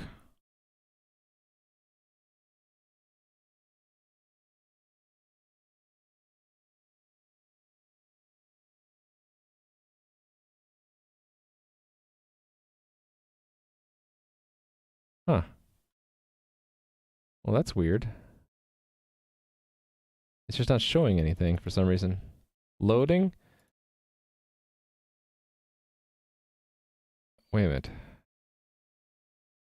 What is that? Started.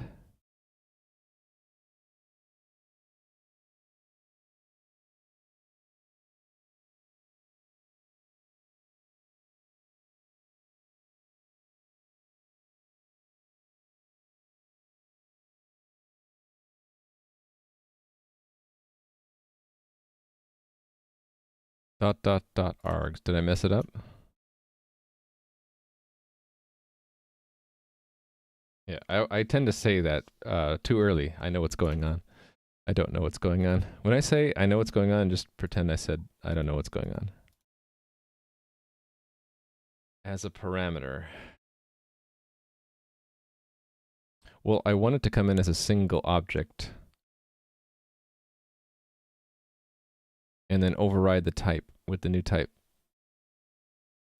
What I'm confused about right now is why isn't it showing the oh, it's stuck in the activity logging in. Is that the problem? It's never connecting to the game? What is connect to game doing?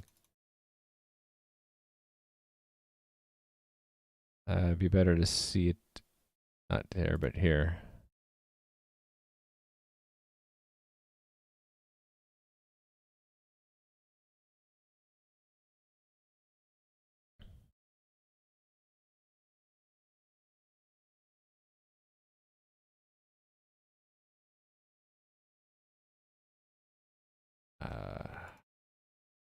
Game connection.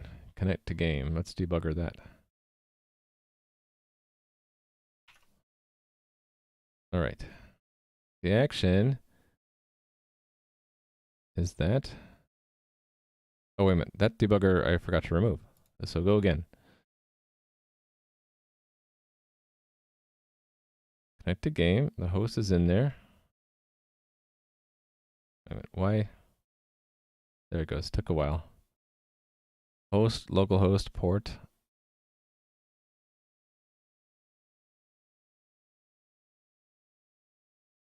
Put some breakpoints here. Go. Where's the go? Down here?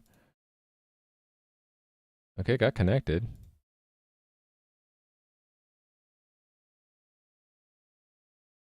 It failed. Oh. Probably because it took too long.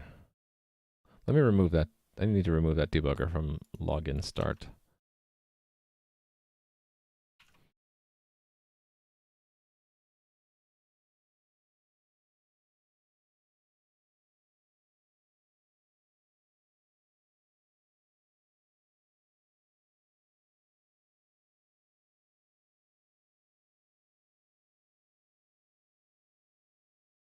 I guess I can remove that debugger too.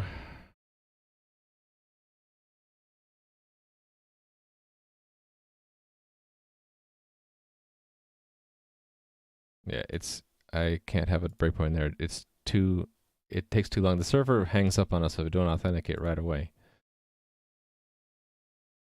Huh. Did it not actually send it? I guess the send to game is broken. Find send to game.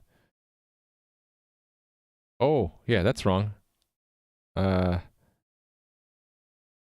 It's not. No, actually, it is action. Sorry, that's right. Let me put a. I can't put a breakpoint there. I guess I could if I used their debugger.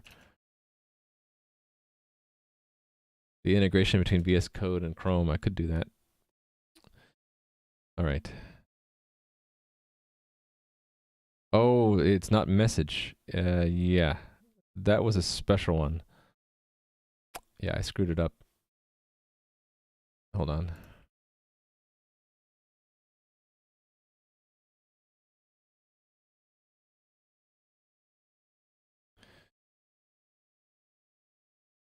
Save that and go in here and look at the change. The send to game was a special one, I think. Send to game. Where are you? There it is.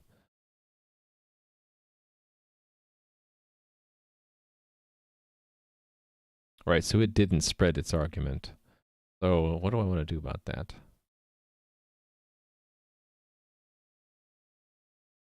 It needs, so when I call it, I need to make it an object called,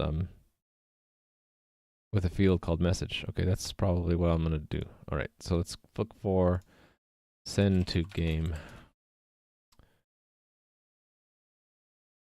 There we go.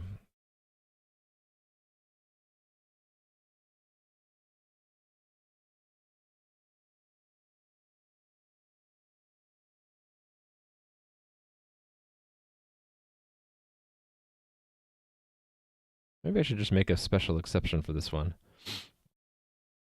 No, I shouldn't make special exceptions. It should just, yeah, we'll just do it right. We'll do it right. It would be, message is this.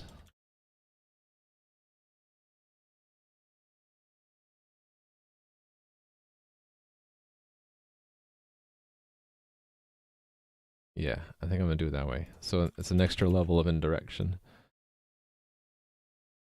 Actually, in this one, it's just message.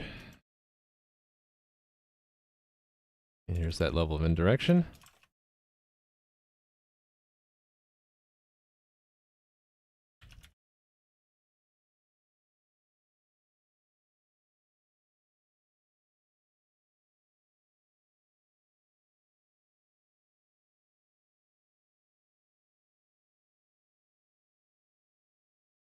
Couple more. And should work now. Type of undefined.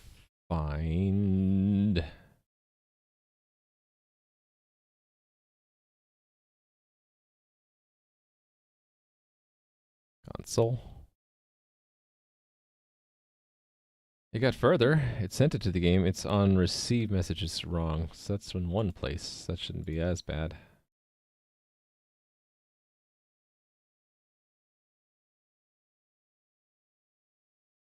Where is that? Game connection? This one. We want to call it something.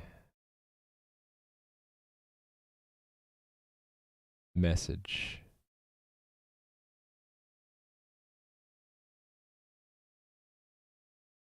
Like that, right? No, like that.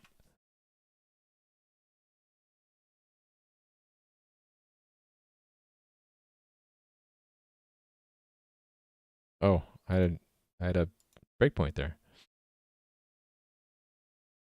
It's not, it's missing some things though.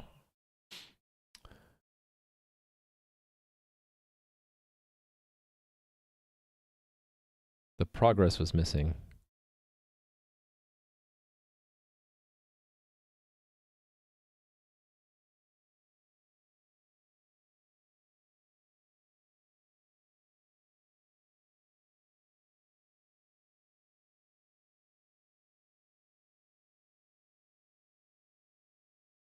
This one.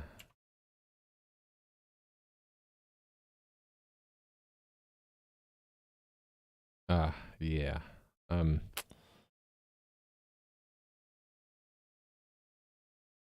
Depends on how we catch it, actually.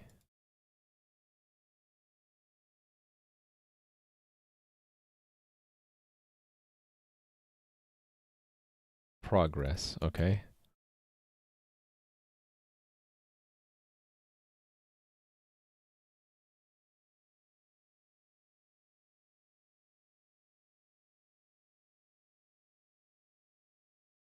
Progress.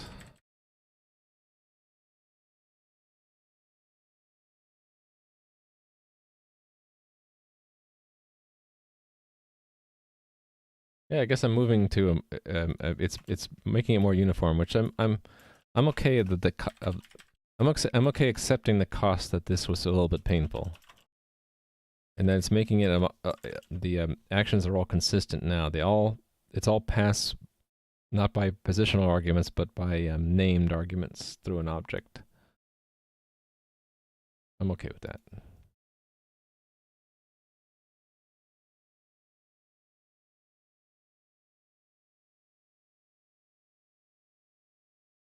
All right, let's look at it now. Connecting, authenticating. Okay, cool. That's broken.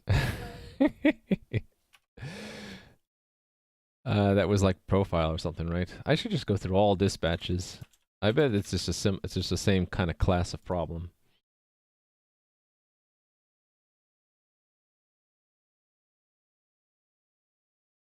Yeah, like this, right?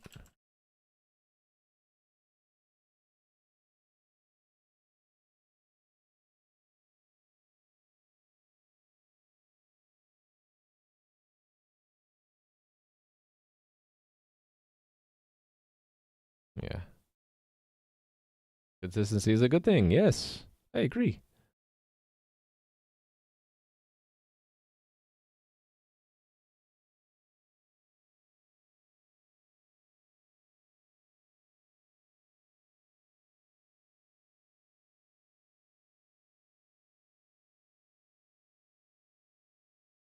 I mean, those all look good to me. That was what? Authentication? Ah, yeah, the errors are not captured well.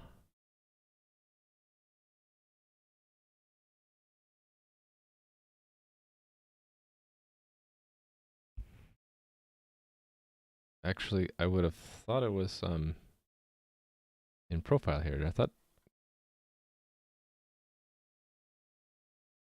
that fetches it. How does it come back? Like the server message for that? Oh, these are all wrong.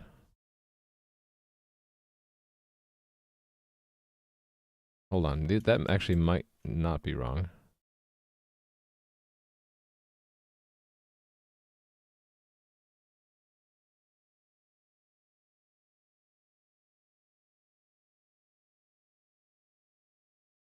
On profile, reflect. This is probably wrong.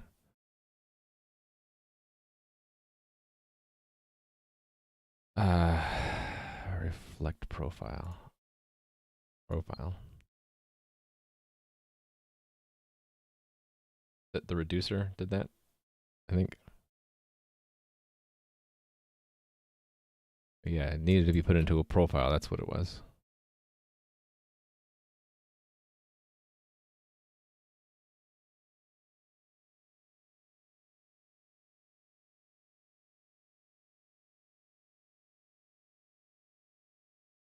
Found it, I think.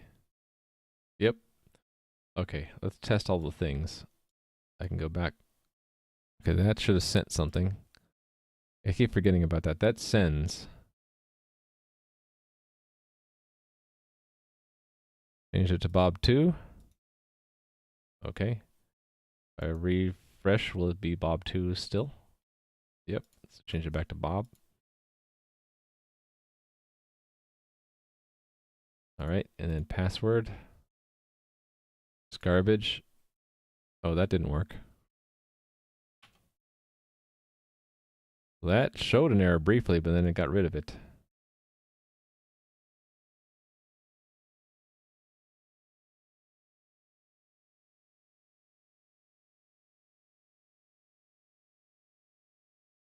The Redux ate it for some reason.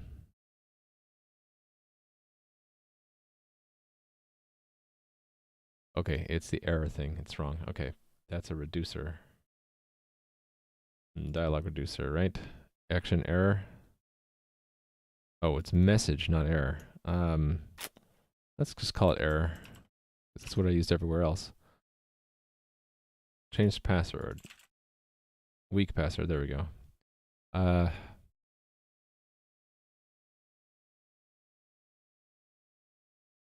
It's actually interesting. I typed the wrong old password and it just says weak password. What if I use a strong password, but I have garbage old password? Bad, it says bad password. Okay, that's good. And does the actual real change work? Oh, I think I did change it. Let's change it back. So that's the old, and then let's put it back to correct battery horse staple.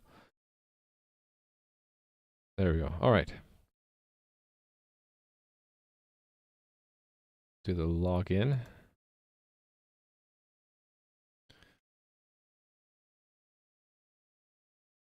Cool. Let's do the login with the bad password.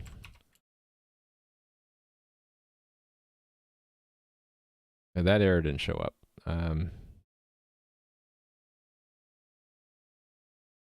Okay, so I have a wrong action error somewhere. Yep, there it was.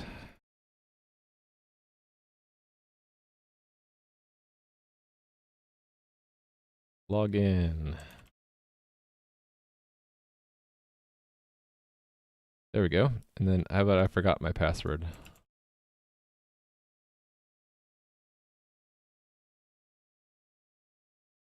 Yeah, I don't have a toast for that either.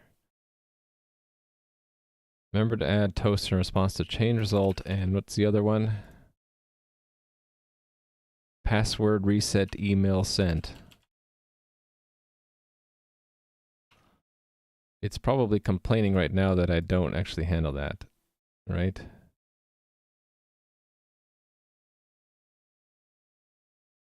Oh no, I do have it. I'm just not doing anything with the toast. I'm not toasting anything. All right. Feels bad token, man. Yep. See you develop it. Thanks for stopping by. Hey there, Epic Unknown. Did I say hi to you? I don't know if I did. You've been here a while and I didn't give you my wave. I'm sorry about that. All right. Hold on. Why is it in this funny state right now? Ooh, that's a bad state to be in. What state am I in? It's showing logging in. Why is it in that state?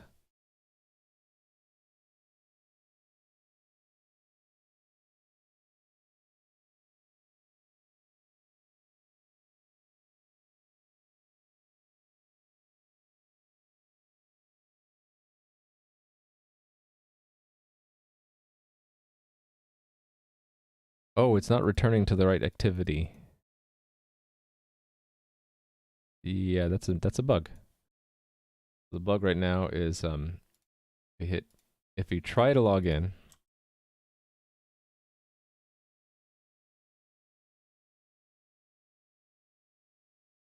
it doesn't go back to outside when it's done. So I think that was session and it's supposed to do that, right? One of these I'm supposed to do that. I think I just forgot the action. Hey there, Whitmog. Yeah, I feel like there are, how do I say this? There are a lot of details I can't really get across very well in Discord, Whitmog, but I'm hoping you're able to fill in the missing details by looking it up online. I think to figure out how to make programs that have shared libraries, there's a bunch of details. It's hard for me to really think of like what all the things I need to say are, but hopefully if you look it up, you'll pick that stuff up. So yeah.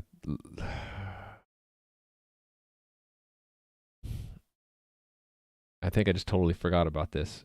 That there's a login start activity, but there's no complete. Actually, I do have this process completed, right? I have a login start, but I don't have a login complete, like I have a logout complete. Oh no, I do have a login complete. Where's that dispatched from? Okay, but if there's a login error, is it session end that I wanted to do it in? It might have been session end. Well, that's weird. Look at that. It thinks that there's another definition there. Would I recommend Redux? It's hard to say. There are pluses and minuses. I'll give you the pluses and minuses and then you decide for yourself. So the minuses are that there are a lot of different things that you need to pull in. So you need actions, you need reducers, you probably need middleware if you're doing anything that does side effects. And then if you're using it with React, then you have to pull in, where do I show that? You have to pull in, you have to create a store. So there's a lot of boilerplate and pieces of overhead. That's the minus. How do I show it? Right, you have to have a provider wrapper that provides a store to the app, and then your components in React that need to use it have to have adapters to get that what the provider is providing. So to map the store state and the dispatch functions to props. So there's an extra little bit of goo and glue, gooey glue. That's the minus side. The plus side is that those extra pieces of boilerplate and extra areas set up nice little containers for things. So actions can just describe all the things that can be done, all of these steps, changes to state that can happen in your app, and it does it in a pure data form. So I'm keeping it real simple. I'm trying to reduce this down to just a table of what commands there are, and that's one place. And then the reducers just say how those actions translate into changing your state, and then what the shape of your state is. And so that's a little bit of logic, but it's pure functional logic, so there's no side effects.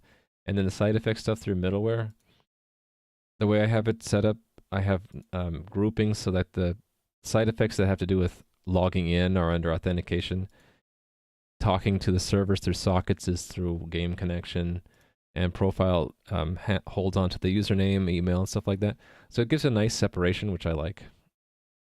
So if you like to have separation of concerns and you don't mind having a little bit of extra boilerplate, I think Redux is fine. Hey there, Ramy. Wowee. Wowee indeed. How are you doing, Ramy? So, let me fix this bug I was on. It's where this session end, I think that's what I want. Whatever is handling session end should go back to the outside, right? Go outside. Oh, wait a minute. No, I already had an action for going outside the game. It was like, what was it? Sit outside. Yeah, go sit outside. Who tells us to sit outside right now?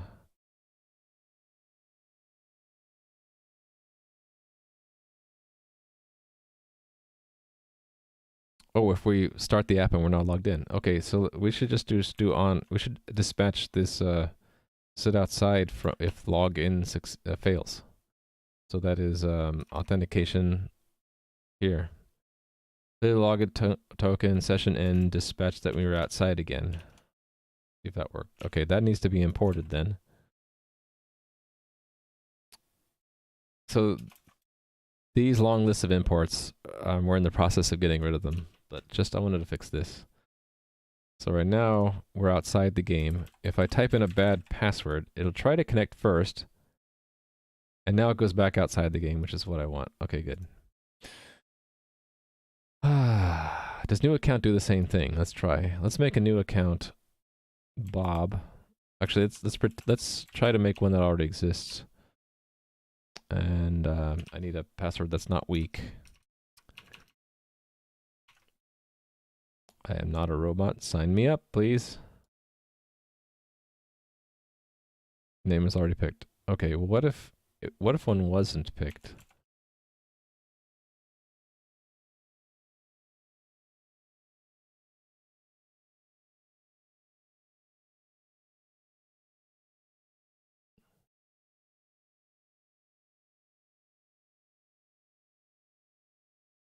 Go back in time and see what we saw there.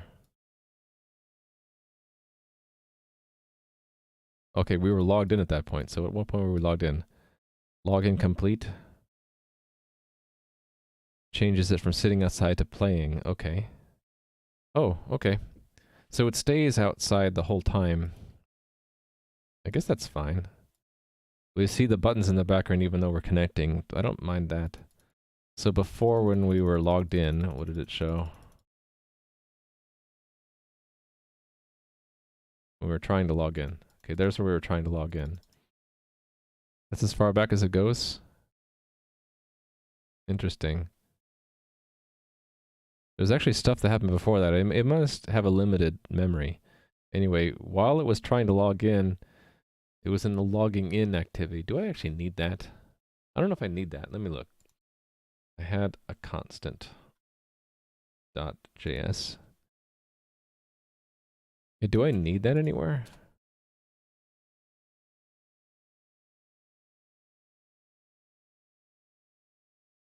Yeah, what's this logging in activity do? Was I planning to have more stuff there? I'm just showing the progress. Why did I have a logging in activity? I really don't. Oh, wait a minute. No. Right. You might have to, and I have to log you in if you just get disconnected from the server while you're playing, and I didn't want it to pop up a dialog for that. Yeah. Okay, yeah, that's important. Okay. Yeah, I don't really mind if they can get to the buttons in the background. What this logging in activity was for is if you were playing, well, I guess maybe it shouldn't be an activity. If you're playing and then you get disconnected from the server, I wanted to kind of show an indicator saying that it's reconnecting. If it fails, then you get kicked out of the game, which is fine. Yeah, maybe I don't need this logging in activity at all. Anyway, let's check in. We're at a good work. Oh, good spot. So let me check in. Let me garbage collect first.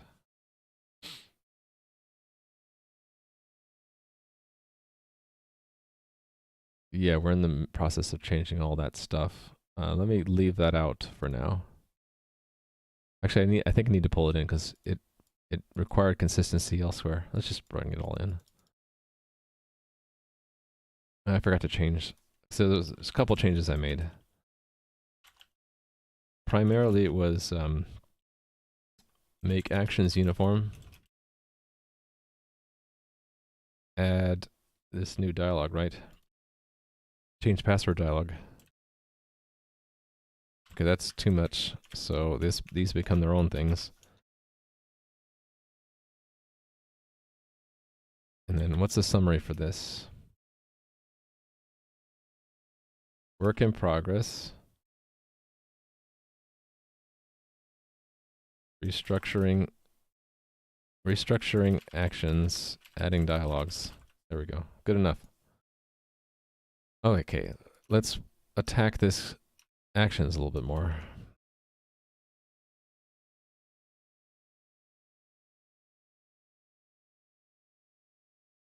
Having to say this 3 times is a problem.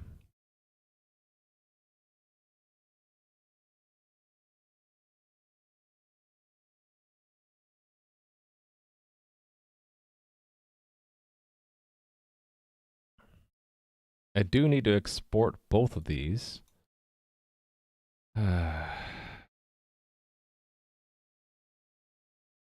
Wish there were macros in JavaScript, because I could just make a pound define here that has that word in 3 times, and then just invoke a macro, a 1-line macro for every action.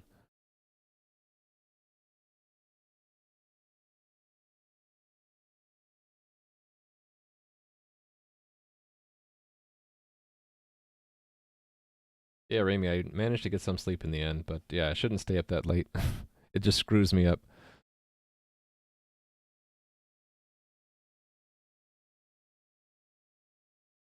Oh, nothing used that. I can go ahead and remove it, right? Yeah, let's just dump it. Bye-bye.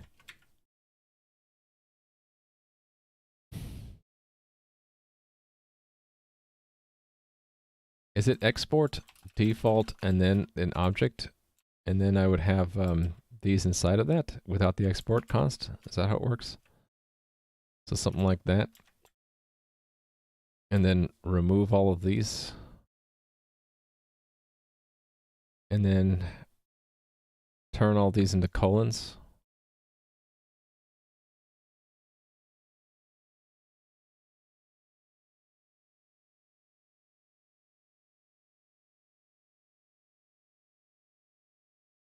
And then turn all semicolons into commas, except for this one.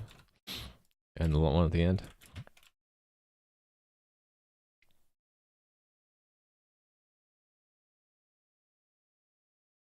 I suppose I'll keep them grouped like that. That works, right? And then I can actually just reduce it to that, right? Because that becomes both a string and a key that equals itself, right? No, that doesn't work, right? Actually, can you do this?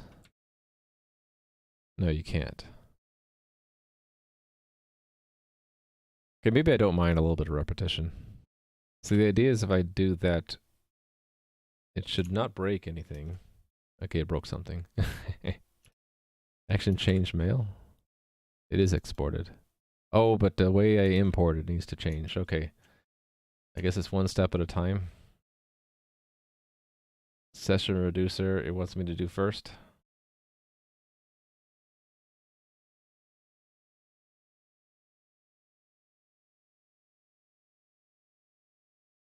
Is it that you just do star? No. How to... See, this is where I'm not so knowledgeable. Oh, as.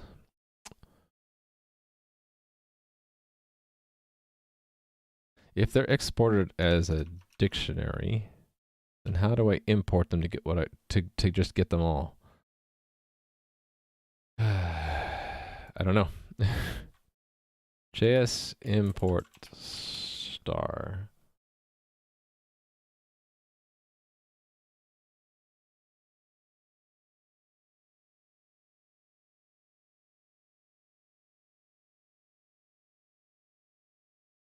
I just do, hold on.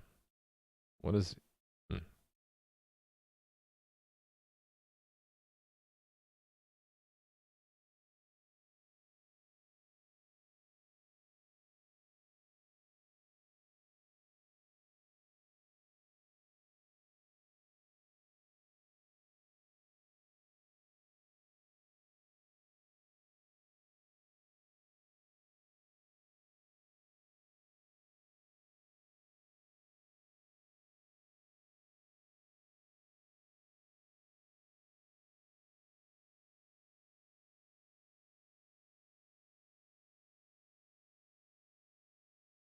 I really don't know how to do this.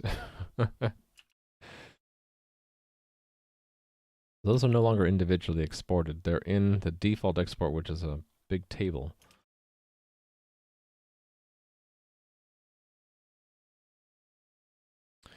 You know what I could do is just turn action underscore into actions dot. And then just say import star or import actions from actions. And then remove with a regular expression.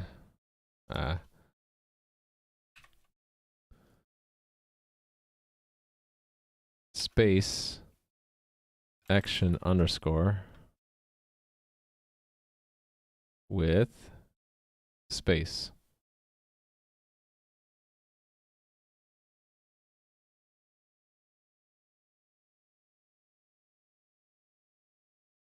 And let me do the same thing with if with a regular expression, can you change the case of a letter? That would be really cool. Regex change case and replacement.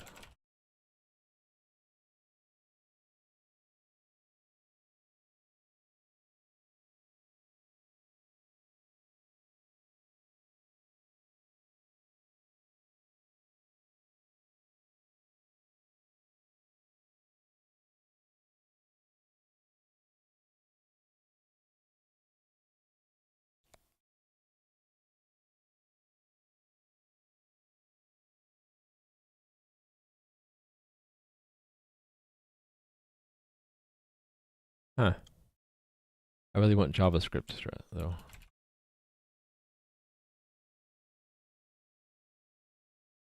Or no, not JavaScript, VS Code.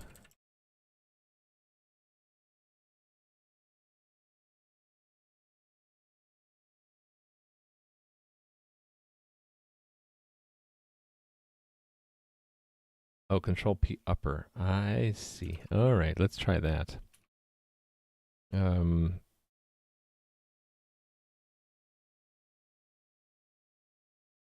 I know. I can select all action, starting with a space. Select all, and then cursor right. Select that, and then do lower. Yay! Now I can just remove all actions. Cool. So now actions is a namespace that actually I'm happy with that. So I just need to go through all action underscores get replaced with actions dot. Actually, I can do that. I can do that search replace wide, right? Yep, I can do that with a replace actions dot. There we go. LLVM doesn't understand infinity and not a number? Really? That's interesting.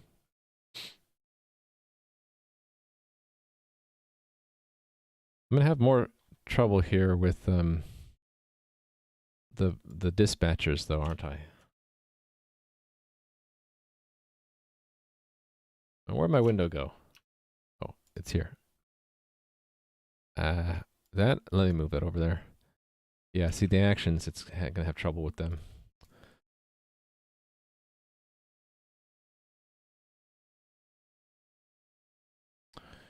Dispatch. Okay, here I can do this kind of a thing. I can select all of that, right arrow, dot, space, select the next character to lower. That works. I have to do that in a bunch of other places. I can't do, can I do that in a regular expression? No. No, there's no way to, okay, we'll just do it. It's not too much, not too hard. It's not too hard. All right.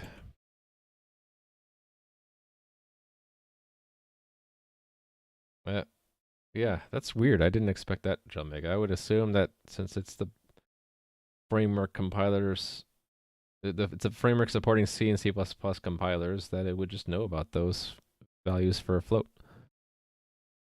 Dispatch. So the same kind of thing. Select all, right arrow, S dot, select next character, lower. Dialogs, login dialog.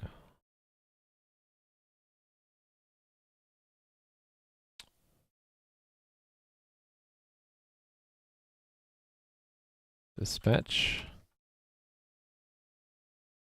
Select all, right S dot, next character, lower.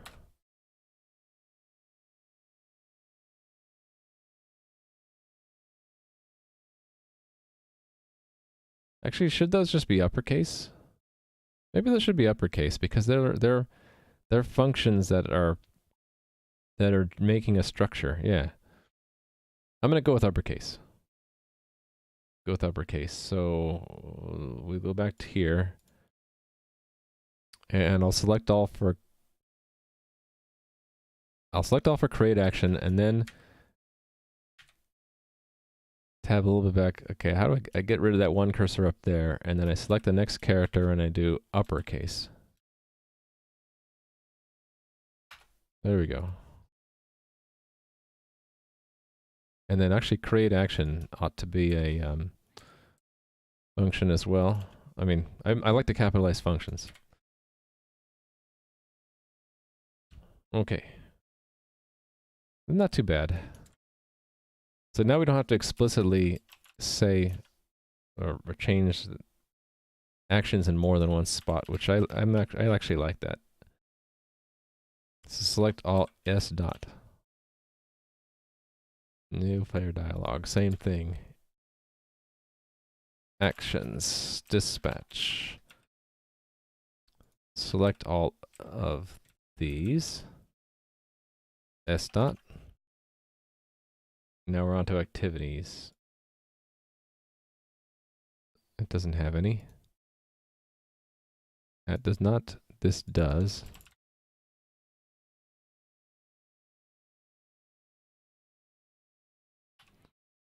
This has 1. There we go. This has 3. Dispatch. All right. It's nice that it's all in one spot.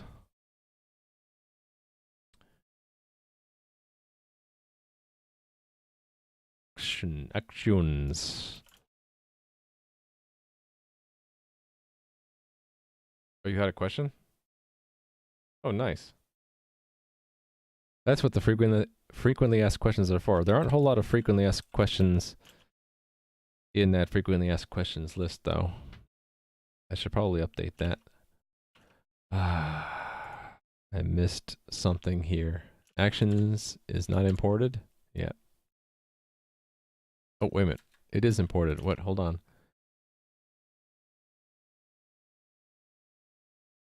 Actions is not exported.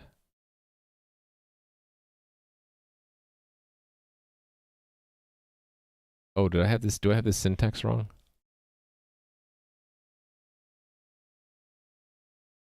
That's the wrong syntax, isn't it? Is it just this? I think that's it. So let me search replace that. And just say it is import actions.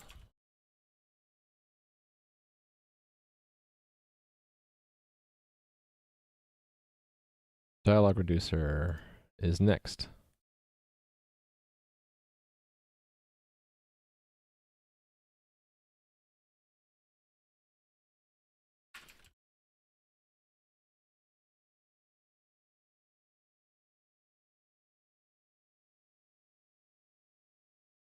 Cool. Probably have the same problem down here too, right? No, that one's okay. This one's not.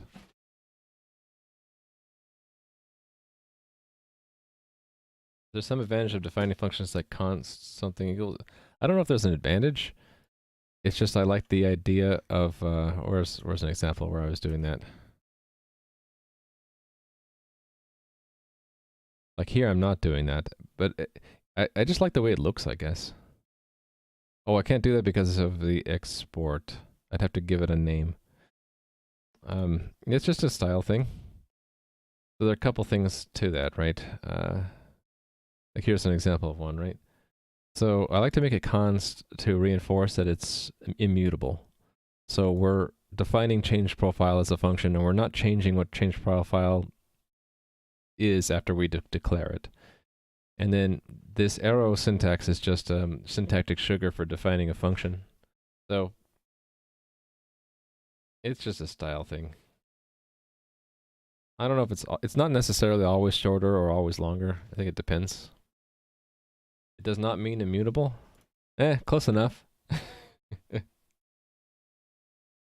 Isn't it just syntactic sugar for, like, it does extra either runtime or transpile time stuff to make sure that you get a warning or an error or something if you accidentally mutate it.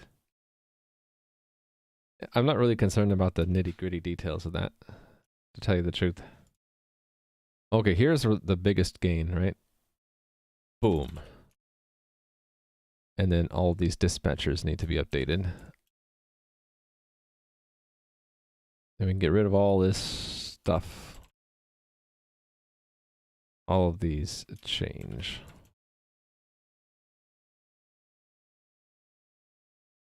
I'm already hungry, and it's only been 2.5 hours. I guess I'm not eating enough for breakfast. Hold on, that didn't work. There we go.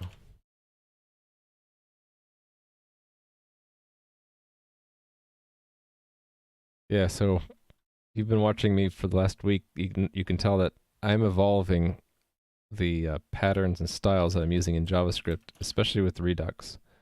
And that's completely normal when you're first getting used to something. I gonna tweak things until things feel right, and I get into the groove of doing it.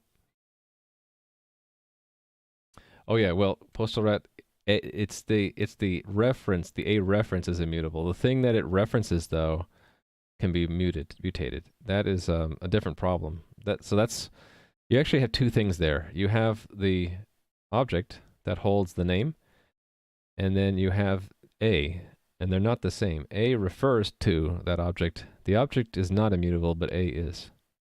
So you wouldn't be able to say A equals some other object.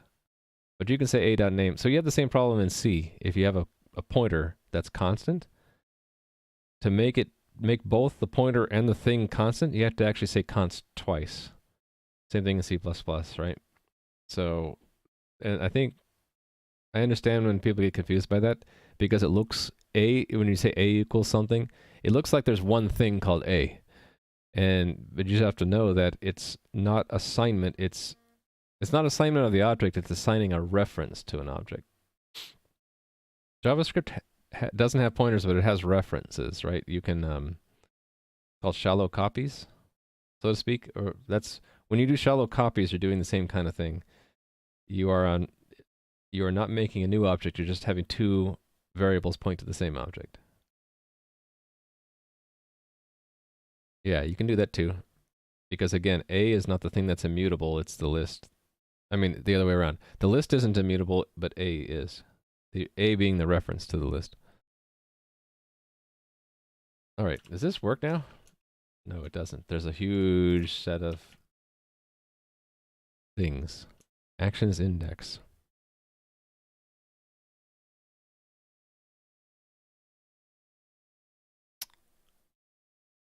Oh, shoot.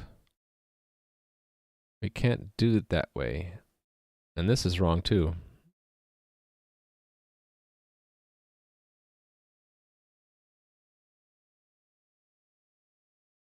It can't be self-referential, right? I guess we change all of these to have,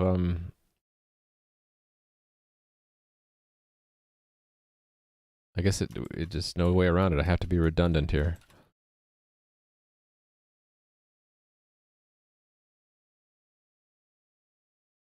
Authentication, action, send to game. Oh, I missed one. Hold on.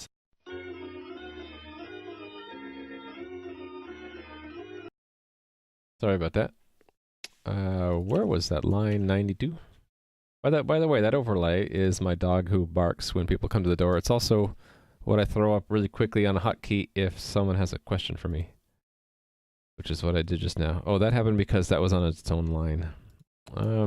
It doesn't need to be. Let's fix that.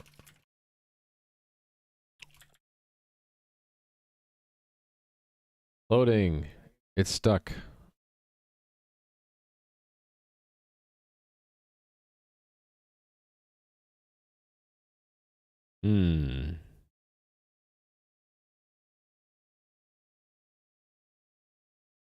Does that mean that the middleware is not catching it correctly?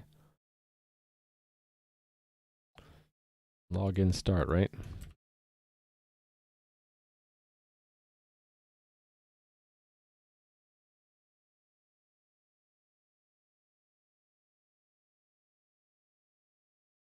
You don't think it's useful? Okay. It's useful for me. Because I can draw on my experience of how references work in other languages. As far as I know, the mechanics are the same, or close enough that I can make intuitive, what do you call it? I can draw conclusions that are more right than wrong. More often right than wrong. Not that it's perfect. What I want to do here is put a debugger there and see what's going on. Actually, I'd like to put it here. I think my guess is that it's looking up the type and not seeing it. So let's see. Handler, undefined. That's the problem. Action has a type. It is login start. What does handlers look like?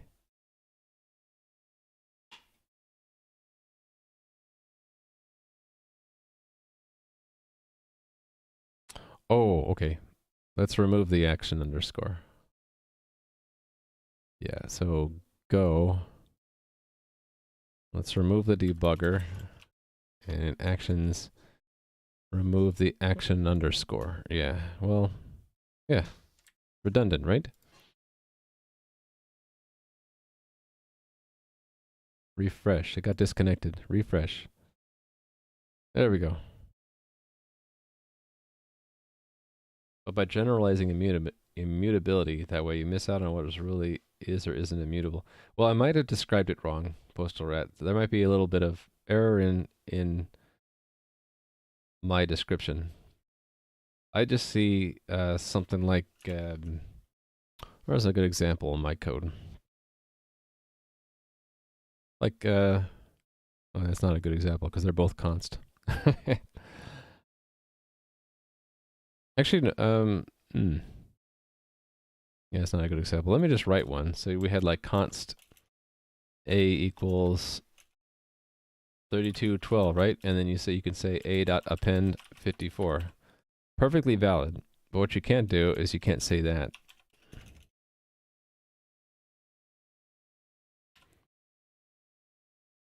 Or I shouldn't be able to say that. Yeah, a append is not a function. I believe that's how they do it. If I do a let, it'll let me do it. No.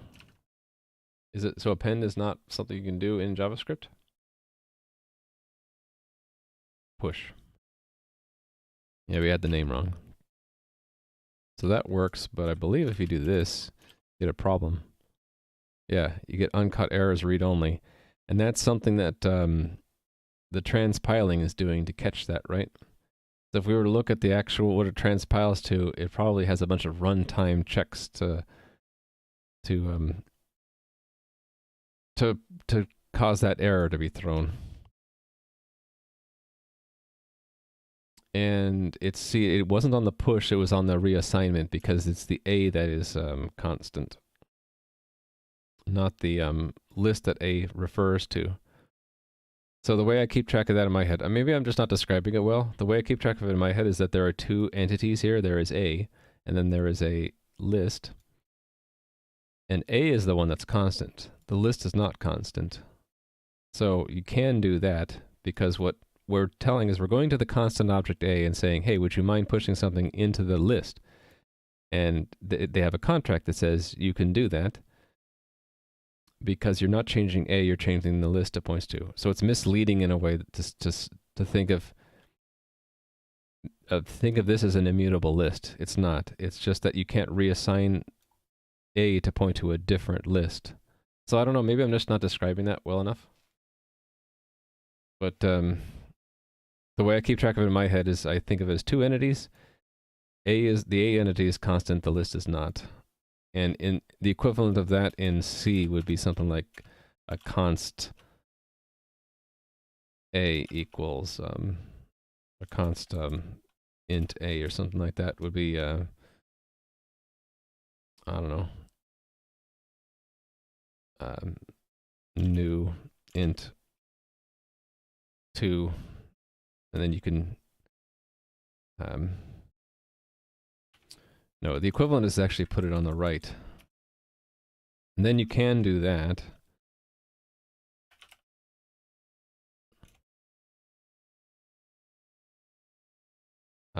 But you would not be able to do this. That make sense? So if you wanted the thing that A pointed to be const, you would do that instead. And if you wanted them both to be const, you would do that. If you ever seen that, that's a strange constructor because usually people aren't so strict, but that's saying that both A and the thing it points to are both immutable.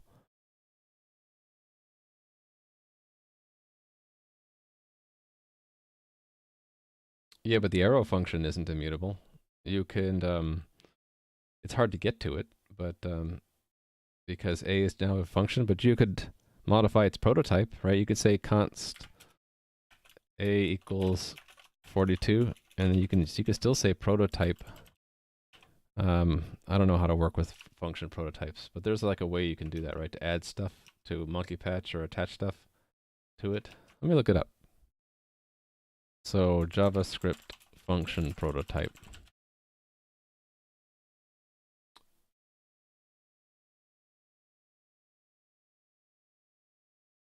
Yeah, there's a way to attach stuff, I thought, right?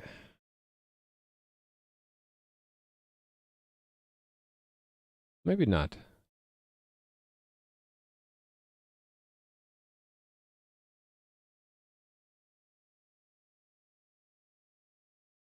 Is this how it's done?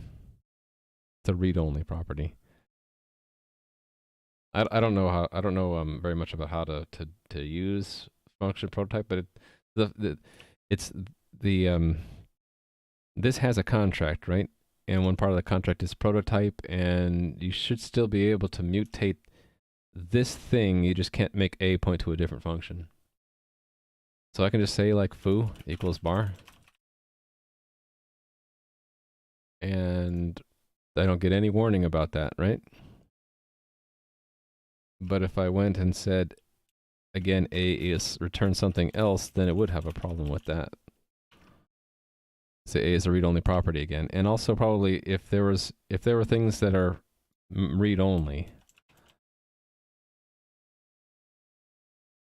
I don't think it'll let me do that either. Oh, it did. Interesting, because I just read that it said it was in read-only. Maybe read-only just means it actually won't change it. Anyway, yeah. Oops, my window got moved. There we go. It's an interesting discussion. I just don't think I'm the best explainer of it. And I should emphasize that I'm a noob when it comes to JavaScript. I don't speak with authority, so I just have been explaining how it makes sense to me in my head, and I could be saying it wrong. All right. We're back up and running. Do I like this? It's still got a bit of boilerplate to it, doesn't it? And if this is in C, I would just make a macro that puts that in 3 places.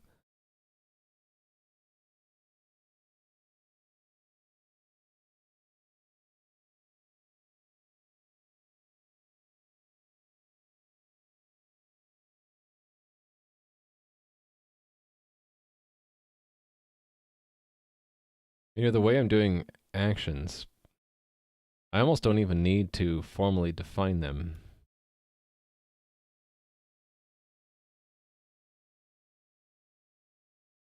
I had to think about it. You could try this .change mail instead of create action.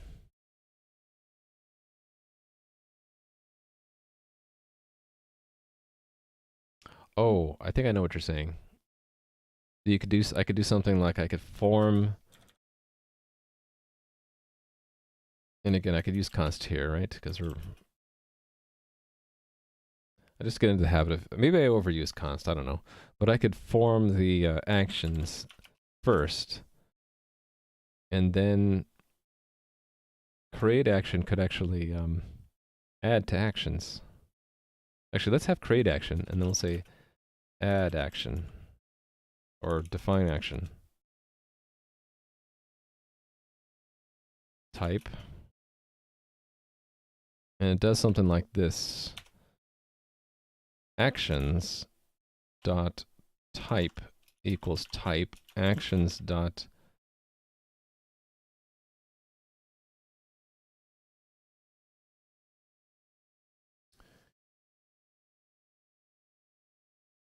if there was a way to like turn uppercase underscore style to Pascal case, that would be perfect. But I guess what I'll do is I'll have two names, type and action. Create action type.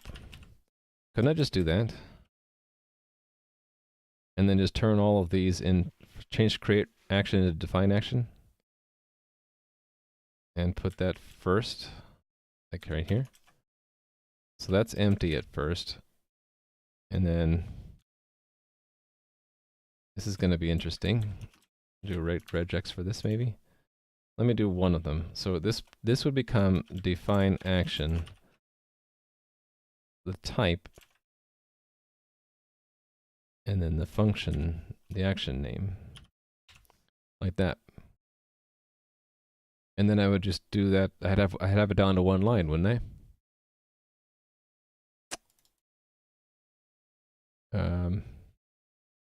This has to be a computed property. So does this. There we go. All right, how to do that with a regular expression? It's regular expression time again.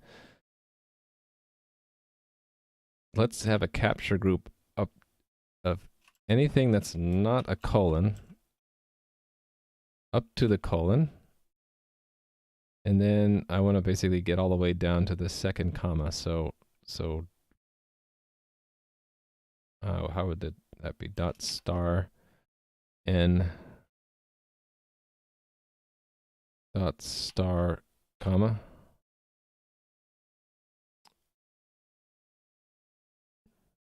That's not quite right.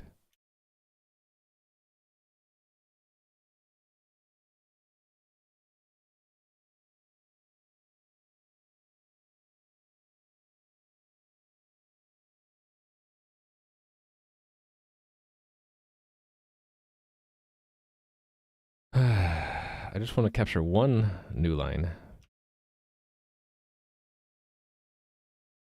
I want to match 2 lines at a time. Actually, 3 would be perfect. And to reduce it to, I want to change it to define action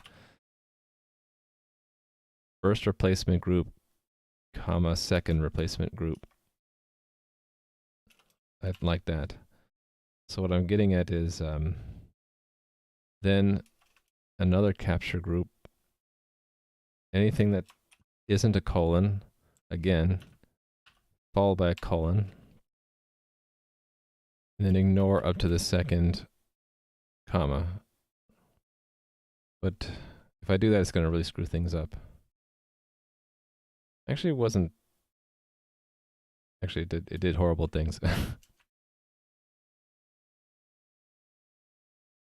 It's matching a lot more than I want it to. That's the problem.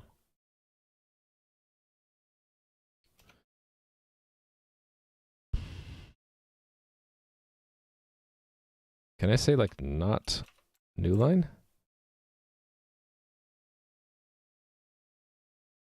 Back to the regular expression helper, I suppose. Did I already close that?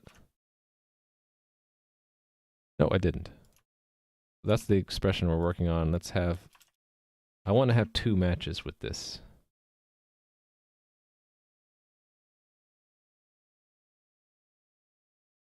And the substitution.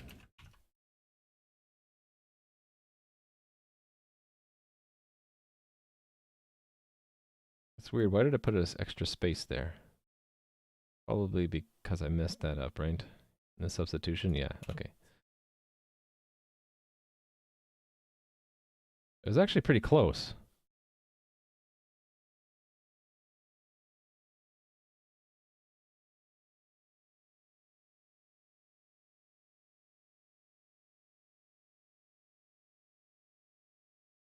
And I'm capturing almost.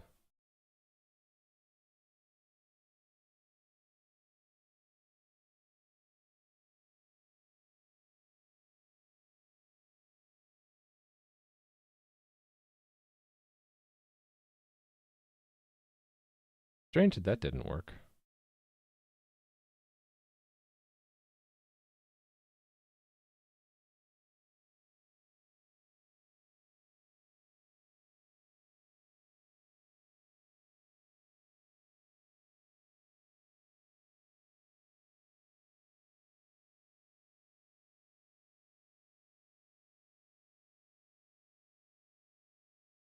Actually, that's not right at all, is it?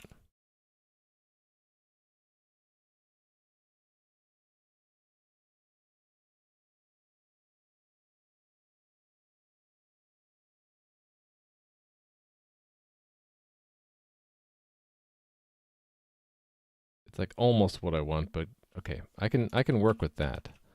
Let's try that.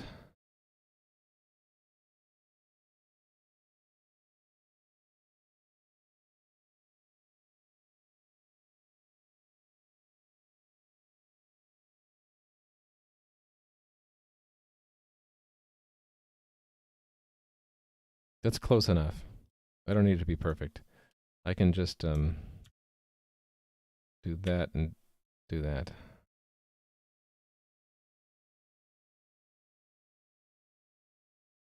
With a little bit, I need to do a little bit of repair here.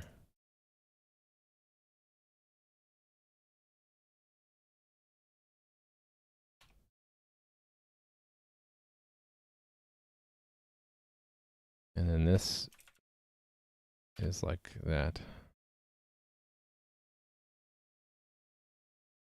Let's give these some space.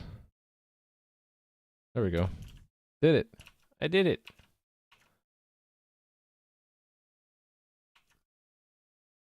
Cool. That actually worked. So now I got it down to one line.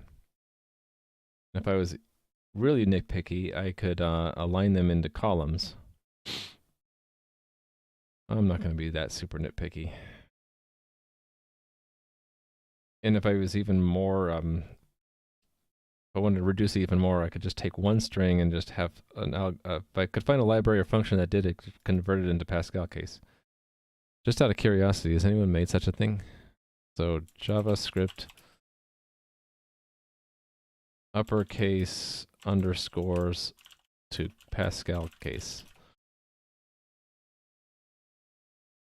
Okay, they have things that do it with regular expressions the opposite way.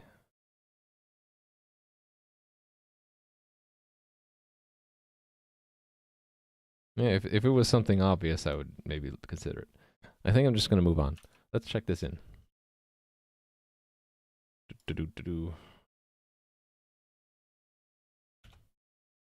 Please do not install a library for that. Else you're going to fight? Okay. I won't. So this was producing boilerplate for actions. That's what I'm going to say. Player console reduce action boilerplate.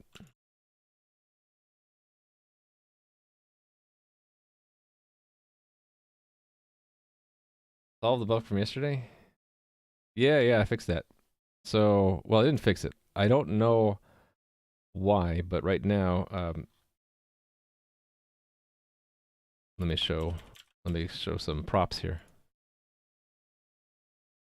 If you use the effect hook from React hooks and you dispatch stuff, like this is calling a prop which is dispatching, for me it seems that there's some kind of race sometimes where the action you dispatch, depending on the timing, could cause,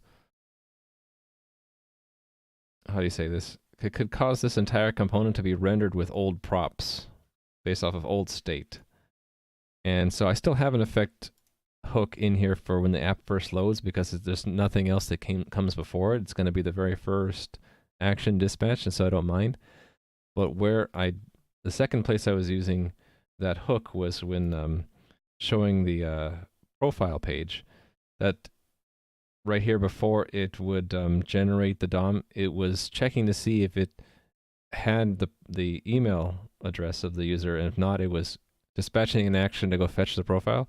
And so sometimes it would re-render this profile component, and it would think based off of the old prop that the profile wasn't available yet, and so it would dispatch a second fetch. So I'm working around the problem right now by not having the hook in there at all. Instead, I moved that logic to the authentication middleware, I think. Or was it profile? Profile middleware? Yeah, so now the profile middleware also handles login complete by fetching the profile. So we just always fetch the profile as soon as we log in. So it's a workaround for now. Screaming snake case? I never heard that word before. Yeah, I like that for constant primitive values. So in this case, it's a string, right? Oh, interesting. Alt click doesn't work. So these being literal constant strings, this is just a key to fill into the dictionary for the actual action factory. So that's why those are not screaming snake case, because when we dispatch, we actually they look like functions that you call to get action structures, which then you pass to the Redux dispatch. What steps did I take to reduce Redux boilerplate? Okay, so it's mostly in this actions.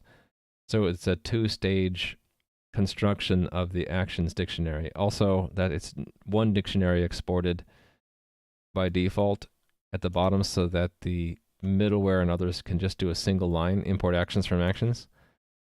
So this two-stage thing is that you first define the action, and that fills in two entries into that exported dictionary. One is the actual type name, which we use in lookup tables like that, or if we're just looking at is action type that thing.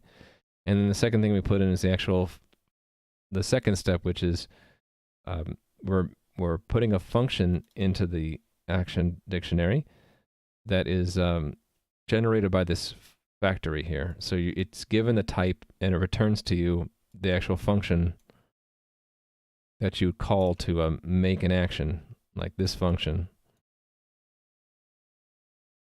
And since I had made making all my actions uniform, they all accept one argument, which is the arguments, and then they're spread, and then the type is added to it, so that whenever we dispatch an action with parameters, it looks like this.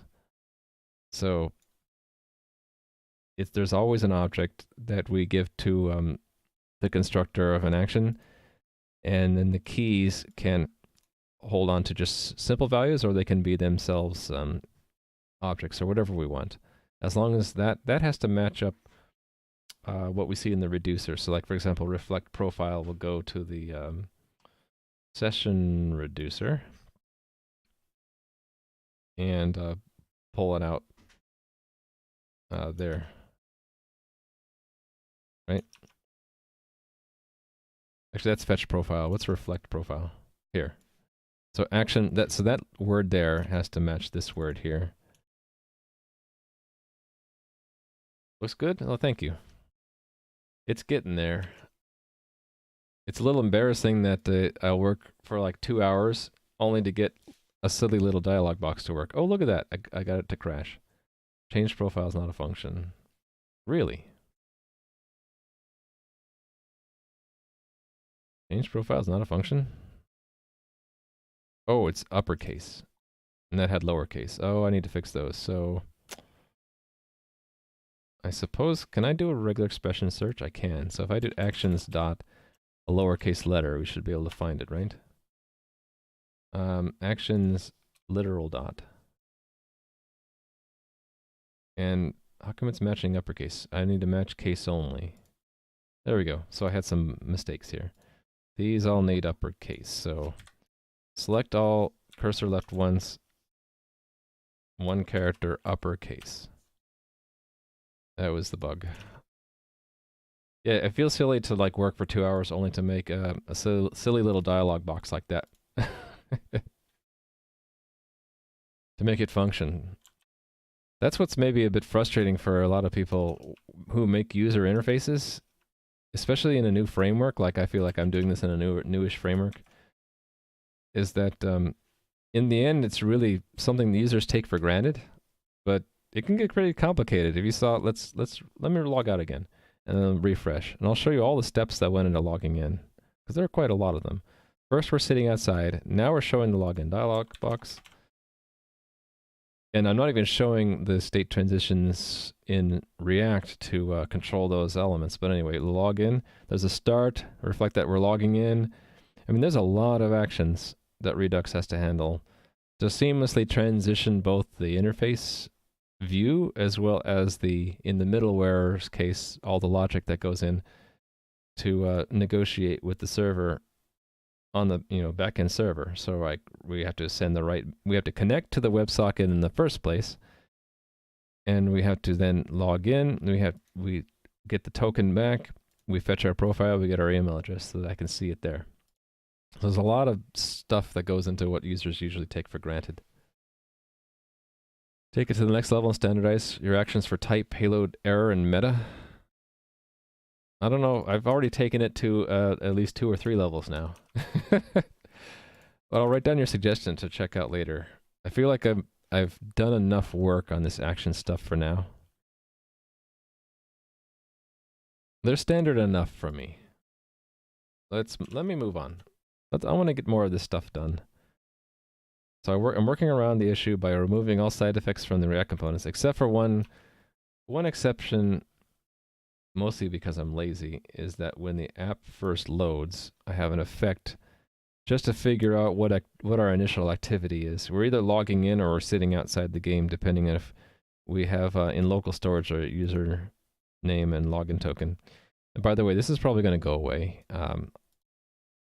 Some people a lot smarter than me, more expert, have told me I should look into using a cookie instead of local storage, because local storage is vulnerable to cross-site scripting exploits, and a cookie it's got its own security issue, but it's easier to work with because basically your JavaScript can't get the value of a cookie at all. All it can do is when it gets it from the server, it can send it back later, and that's all it can do. It can't get the value to use elsewhere. Hey there, Irish John Gaming. How are you doing? You guys should check out Irish John's stream once in a while. He is working on a Unity game, which is a pirate ship PvP battle simulator. It's all pretty cool. I am zoomed in, yes. Euphius, you didn't know what? You didn't know that Irish John was a streamer making a pirate game? Or you didn't know about the local storage security issue? Yeah. So that I had that under stuff. I probably shouldn't show all my stuff. But let me open up the file. Hideo persistent login notes. So Hideo had shown this to me yesterday. Oops. So by the way, I should shout out to Hideo. The Twitch chat client that I use was written by him. So he said that he had this to say.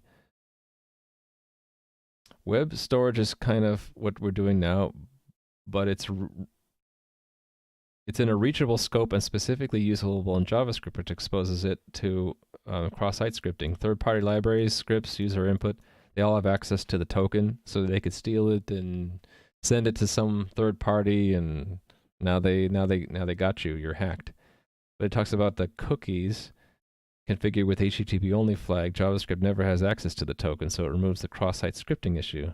So I will probably change my login system so that the if there is a session token like that, I'll probably include it in the headers of the message as a cookie. And so JavaScript would never see it. It would just be something that is included in the upgraded request, and then we don't need this special login handshake here. Still have to have it for passwords, because passwords you literally type in to a box here, so JavaScript has access to it. There's nothing we can do about that. Yeah, so that's on my list of things to do. Let me log in again.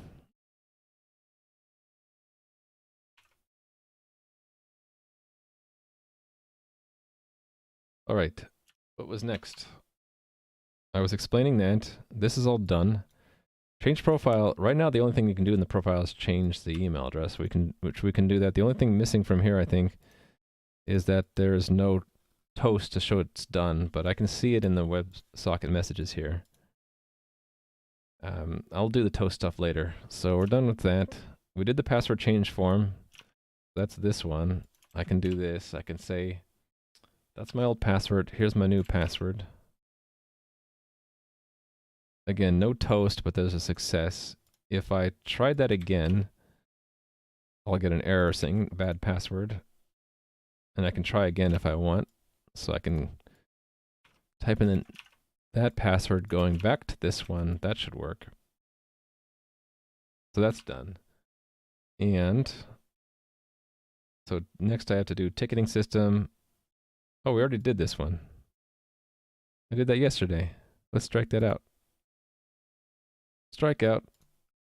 This one I haven't done yet. Maybe I should do that one first because it's a little bit easier. Let's move it up. And I need to move this one up since I have already done it. Maybe we'll do this one next. So we're connected. Now if I were to disconnect the user, which is super easy to do, we just hit Control C here. I'll see in the console, server doesn't like me anymore, Bible thump. So it got closed, but it doesn't show it here. So let's do that next. Hey there, How are you doing? You were here a while ago, right? A couple months ago? No, today I'm doing React, Redux, JavaScript programming. But on the other half of my game, which is the server end, it's all still C++. I'm doing fine. So Pickle, you're saying a rootkitted computer can't access my passwords because they're salted and hashed? Doesn't take into account that you most likely already have a keylogger? Yeah, that's true. It depends on what they have access to. If they have access to what you typed, then you're screwed. If they have access to your salted hashed password, it's not so bad. Still is uncomfortable. 2 pickles, yeah. Guys are gonna have to have a pickle battle. Replit? Oh, was that? I was making a list. Let's add that to the list. I had a list going of JavaScript sandboxes. Where was that? Ah, here we go. Let me not touch the notes for 156, but let's add another one. Add to the list we're making from stream 156, which is coding sandboxes. Replit, because that wasn't on the list, right? We had run.js, IDO, ID1, IDO, I don't know how to say that. And there's a third one, wasn't there? No. So now we have Replit. I wanted to make a list of these for people who ask, and for my own records too. Oh, that's the second robocall today. All right. Automatic reconnect. Right. So we're disconnected. Right now the close event doesn't do anything. I wanted to do something. REPL command incoming. Well, I think I want to have a command for sandboxes. Like I want sandboxes to pop up. Or maybe I just have a page in my references. I have like VS Code extensions. I could probably, like maybe under tools, I could have a special subsection for sandbox, online sandboxes. Oh, I have web resources. Here we go. Oh. Okay, I've pulled a Raimu. I have forgotten that I already did it. I don't know when I did it though. I'm going to blame it on the fact that it was last year and I forgot. So actually, if I wanted to, I could do the thing, which is take 156's list and just add to those, right? Here, let's do that. Back. No. There we go. So we actually had a list going I didn't know. So now we have run.js also. So yeah, there you go. There's lots of different tools out there. Replit, JS Fiddle, Code Sandbox, Code Pen, Stack Blitz, however you say that one, Run.js, lots of them.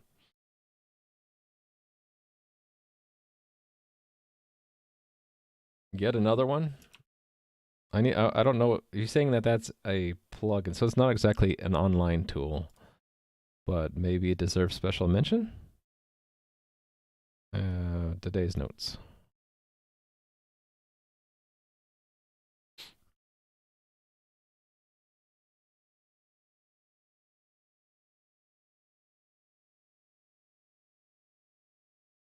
Yeah.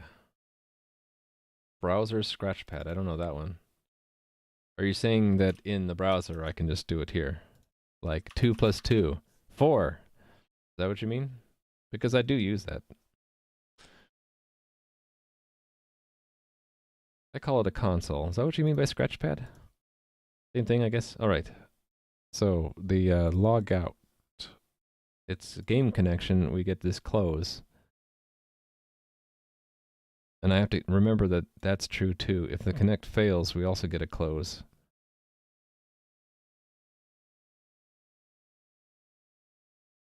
Let's make an action that we can have the authentication middleware figure it out. This will be reflect disconnected.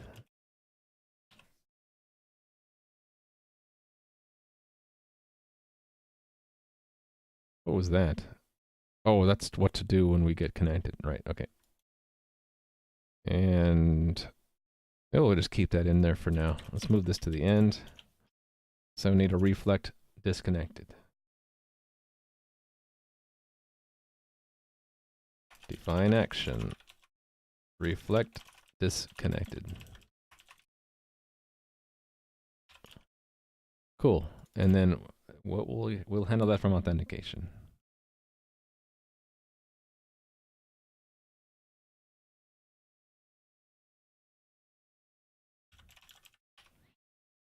All right. So near this guy. Oh, I got a voicemail from the robocaller.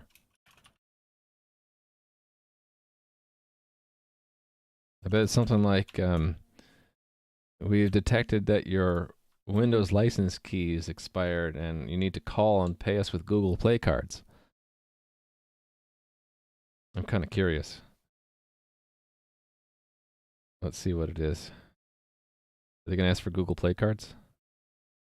Don't make the costly mistake about driving your vehicle without, I guess it's some kind of your warranty is expired thing. Yeah, screw that. It's not so fun. I was hoping to get like an IRS scammer or something. No, it wasn't that. It wasn't that interesting.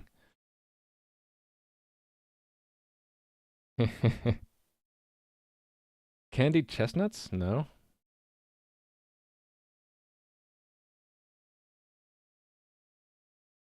All right. Disconnected. What are we going to do? I think it's going to depend. It's going to depend what, yeah, so it's going to depend on what activity we're doing. So let's use the get state for that. Actually, maybe it doesn't go in authentication then.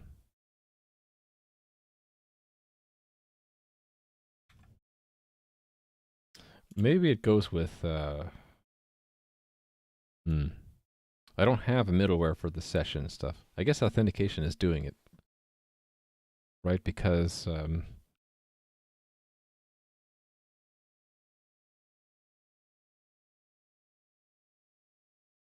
it's doing things like this. Yeah, so, okay.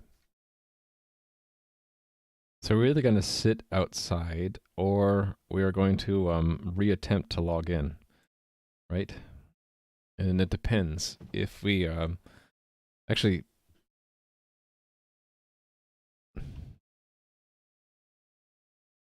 yeah, okay, that's right. If we were logging in, or yeah, if we were playing, then we'll try to log back in. Otherwise, we're going to sit outside. That's what we'll do.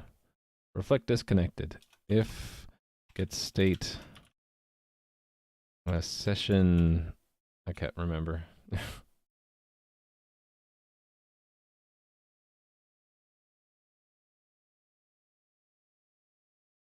Not session? Is it stage? Huh.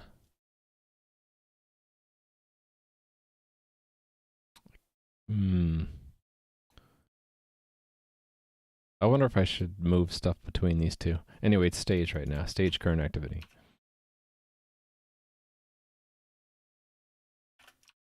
And if it is playing. So that means I need to pull in those const. Oh, should I do the same thing with constants? Just export these by default? I'll do that later. So I'll just copy pasta for now.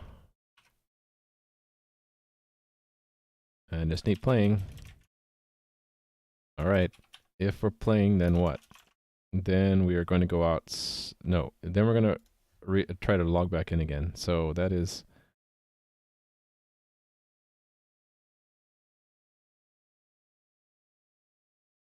That's what?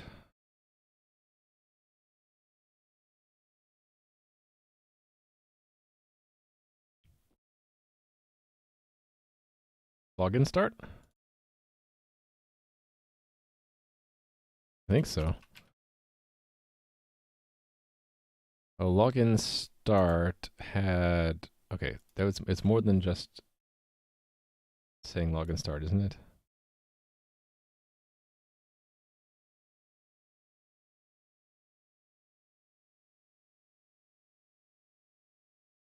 Oh, it was this junk. If we have a token, then do that.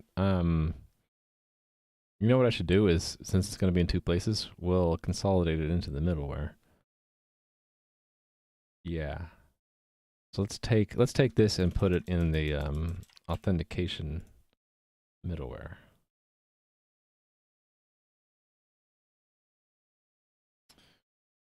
I don't know where it's going to go yet. We'll just place it here for now.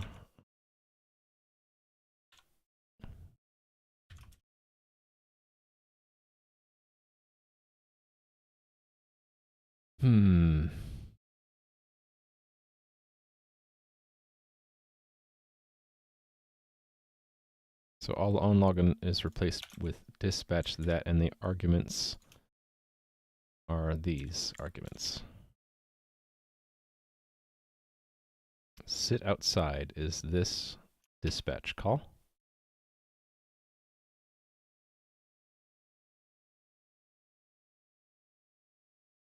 Okay. So what do I call it? It's called auto login. Or no. It's auto login if we have a token, otherwise go outside. So what to call this? Auto login if token? How about on this on I don't know what to call it. Hold on, let me think about a name to call it while I take a quick break. Need to use the restroom anyway. I'll be right back.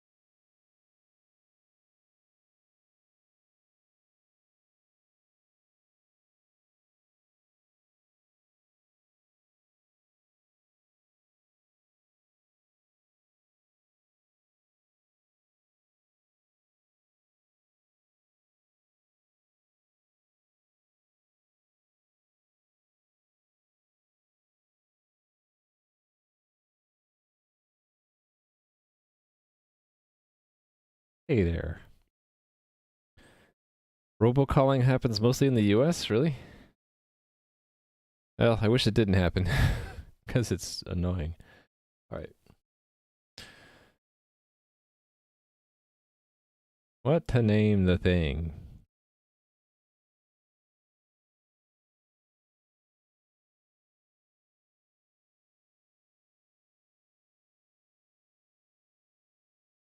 It's really something called for two different reasons. Reason one is the app starts, and we have to figure out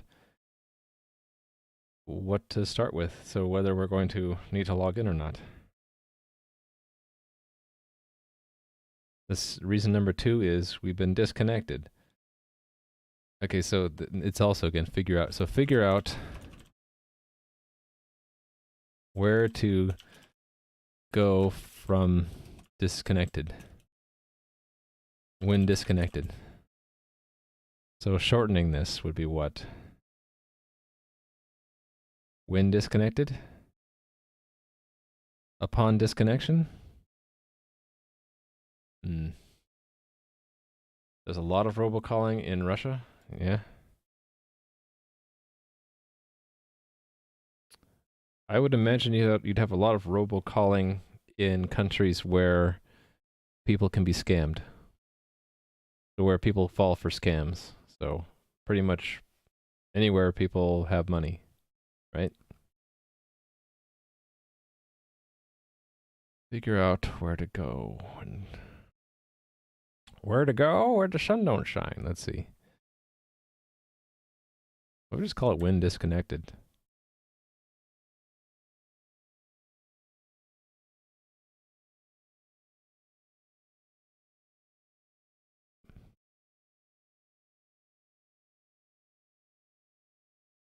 Been trying to have them start with verbs though, so.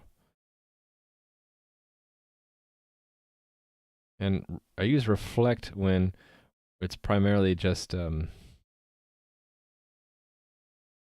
actually no, here I'm dispatching an action. So maybe I want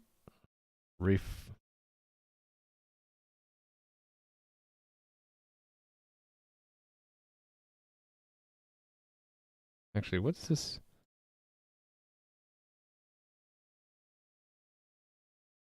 Maybe I've already done this before and I'm going insane. Where did I use reflect disconnected?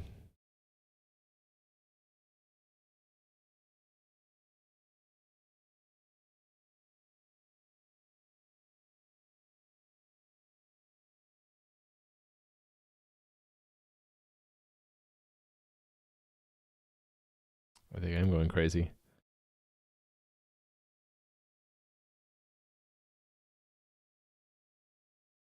Yeah, wouldn't it be exactly the same as that?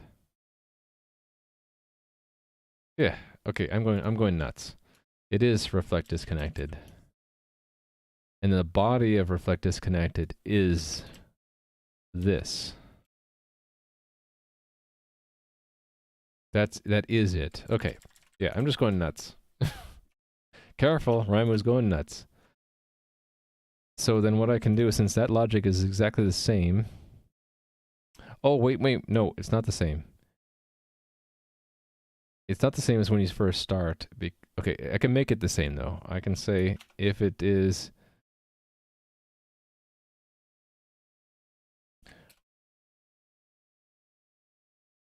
We'll do it this way. If, and then the set of things, playing and loading. Those are the two conditions.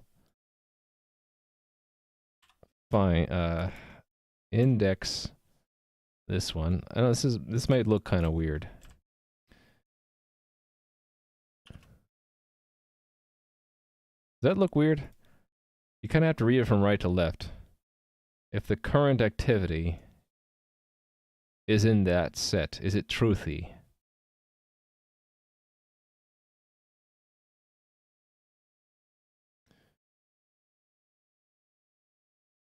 That works, right? I think that'll work. Oh, let's test it. Let's use the little console here. So can I, in general, say like a B, and then index like C. Does that work? It did not. That's strange.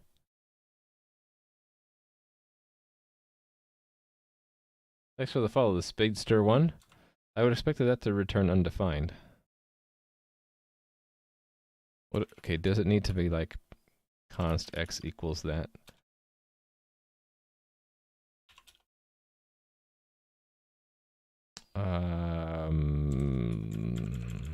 X. It doesn't like that syntax.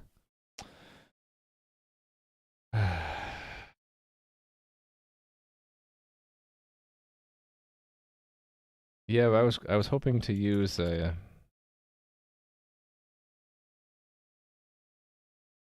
Okay, that just doesn't work the way I thought it does. Probably because of this syntax, right?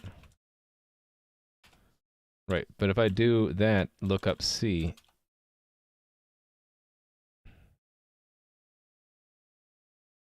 Why come it doesn't like that?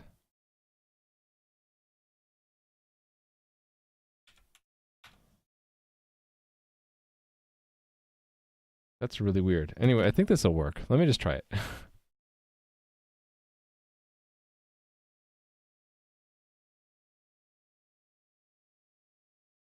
Then I can just dispatch that. The same way I dispatch it here, I can just dispatch it from the effect that I had in the app. Right here.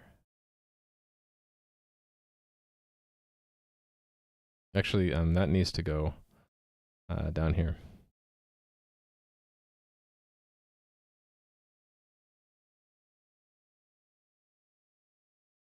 Reflect disconnected. Actually, let's give it a better name. This will be on initial load. That's what I want it to be. So on initial load. Really, I can reduce this down to this, right? Which means I can put it all on one line. Now, what does it do? It's not defined because I need to import it. There. Okay, it did go to reflect disconnected. Oh, did I not hit save here? Reload. Oh, activity loading is not imported. Correct.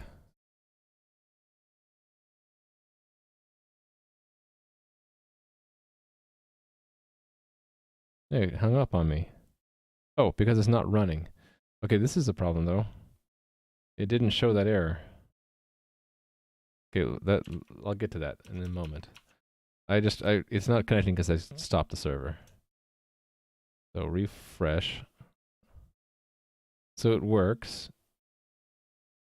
Let me log out and then refresh. Yeah, sit outside, okay.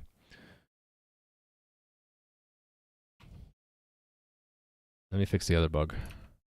Bugs left and right. My goodness. The other bug is that when the server isn't running,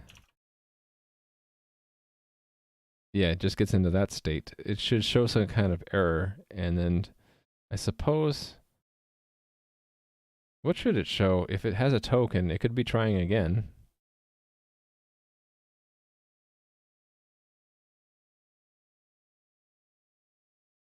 It's when we get a close during, so I bet if I looked at the Redux state, it would tell me that I'm in the logging in state.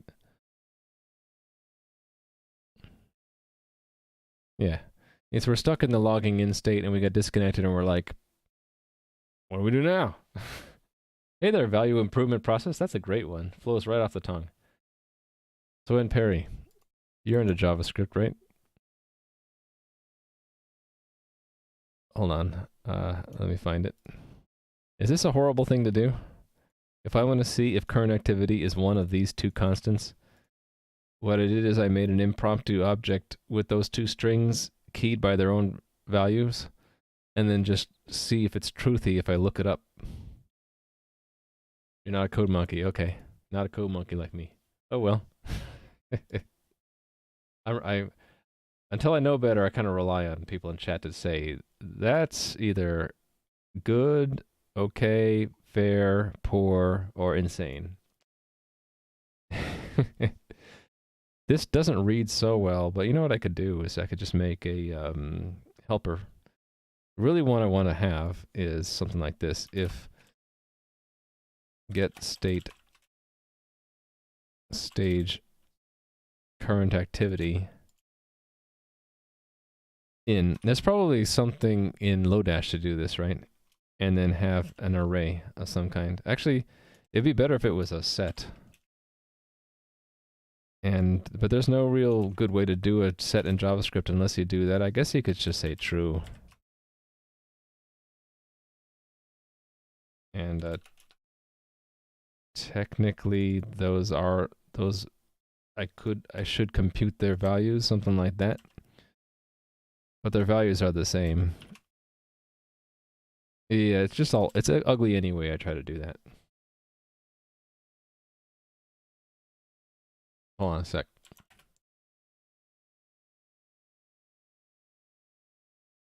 I have to respond to something.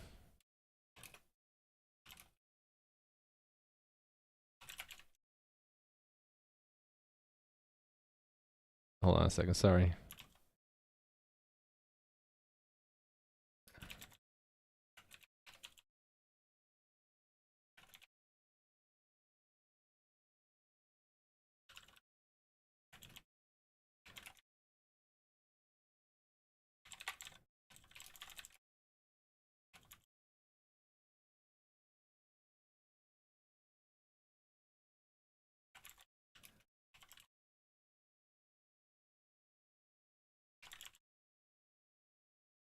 Let me see if I wrote that correctly. I'm just responding to a whisper.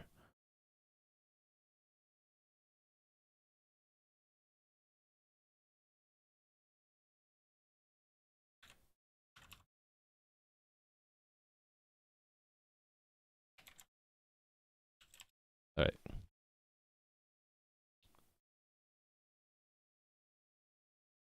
Back to work. Anyway, let me address this problem that if the login fails, which we can see if I jump to that, and I look at the action, unable to connect with game server. So right now, it's not showing that anywhere. And if I showed it, what options would I give the player? Like maybe retry?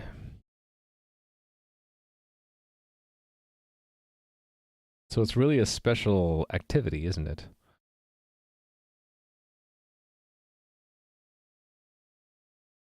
Yeah, let's make a special activity for this.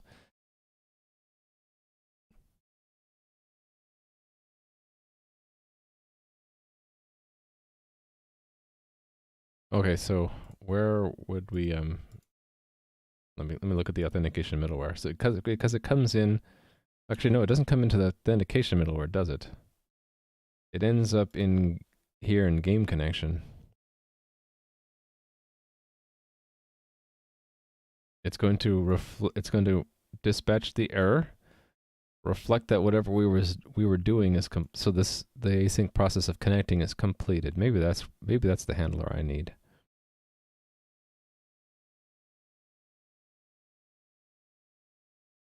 Actually, we'll get the disconnected, which we're getting right at the end. Maybe that's the right place to do it. That error will store the error for dialogues.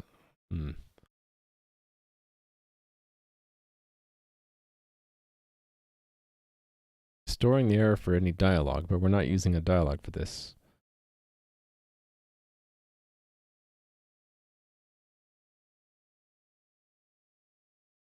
Yeah, I don't know. I have to be careful about how I define the state of my define the shape of my state. Right now, it's split into dialogue session and stage. Dialogues can have an error message. Stage and session do not. There is some overlap though. A stage can have progress. So, which is what we were seeing here. If this connecting is a progress. I guess it makes sense to have an error here then too, right? Yeah. Let's put an error here.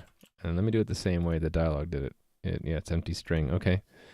And what would we catch? What here could we catch to reduce that? I guess it's just error, right?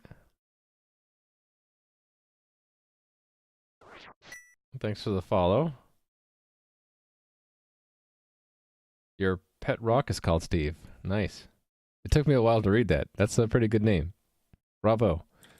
So error also will capture error. I think in the same way, error gets cleared when we start a new asynchronous process, right? Yeah.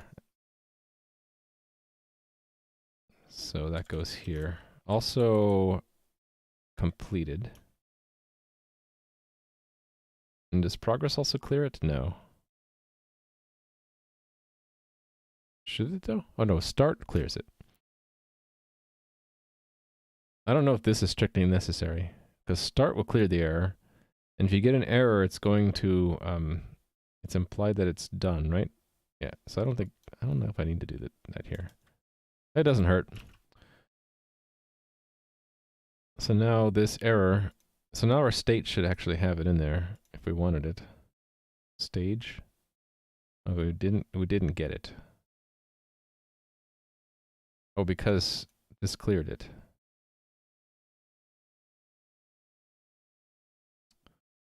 Complete.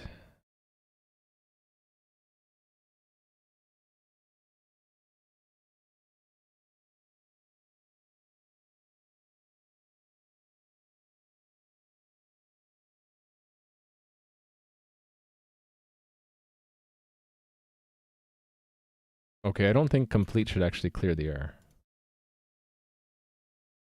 Yeah, that's interfering with it. I want to see that the error is still there. Okay, the error is there. So now I could print it if I wanted. All right.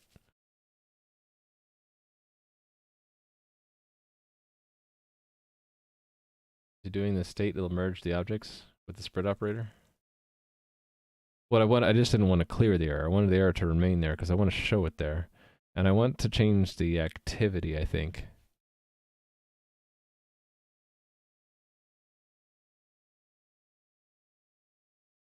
Actually, no.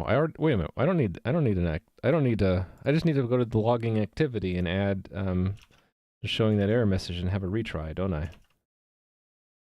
So if there's an error, then we can, and okay, I need this other state too.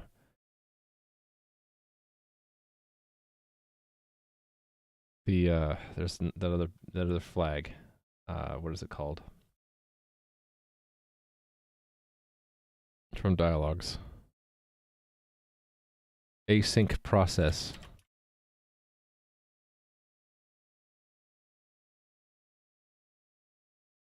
I think I'm gonna end up folding these together because yeah, I'm also not alphabetizing these correctly. There's overlap between these two. It's redundancy. I don't want to have that. I have to think about more how this will scale. Like, could we have multiple processes going on in the background? And then how would it show up? Yeah, I don't know yet. Yeah, that's the problem I had, so I removed it.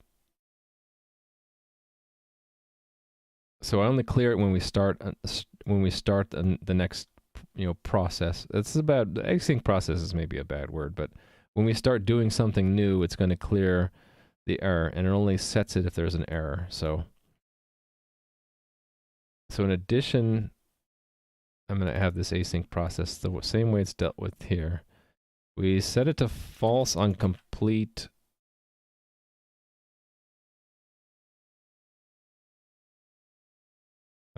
This is complete. Yeah, there's this overlap. I'll fix later. And we set it to true on start. And I'll use that flag in the activity.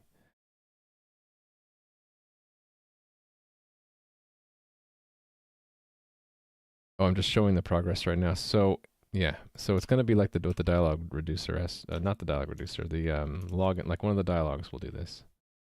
It'll say if there's an async process going on, where is that stuff? Right here. If there's an async process going on, show the progress. Oh, this is horrible.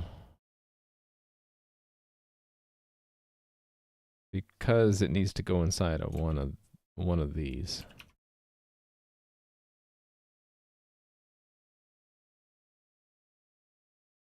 All right. And instead of log in, I guess we'll have retry. And it's not a submit button anymore, it's just a normal button. So let's make what the login. It's not in a form. Where was this? In sitting outside activity, I think. Yeah, I just had normal buttons. That's all I need to do? Okay. Do I want it in button bar? Might as well. Actually, yeah, I should have a cancel in there anyway. Thanks for the follow, Anna. I hope that's okay to abbreviate. Don't know how to say the rest of it. Too many consonants and all that. All right. The logging in activity will have a button bar. So this is a div. Ugh. Let's fix that a little bit.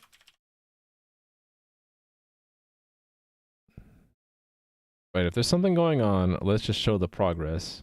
If there's not something going on, we can retry or cancel, I suppose. So on retry, on cancel. And then I know what on cancel will do. That's an easy one. On cancel is going to be dispatch actions go outside.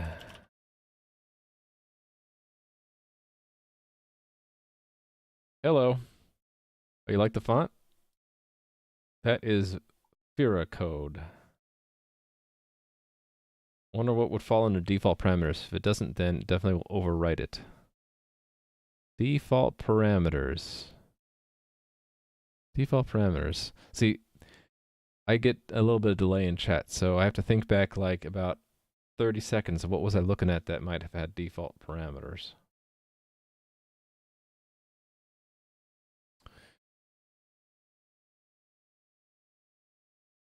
Is go outside not an action?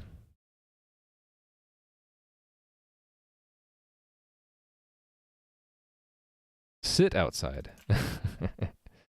Sit outside. All right.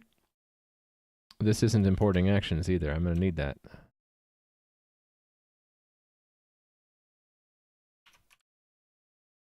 Give me my actions.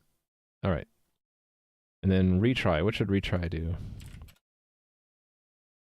I think for retry, we'll just dispatch the reflect disconnected. Reflect disconnected. I'm still not completely satisfied with that name. All right, let's see what this did, shall we? Async process is not defined. Indeed, it is not. It's picking it from the stage. Is that where I wanted it to pick it up from? Yes, okay, and it is just not being pulled in as a prop. Neither are the dispatch props.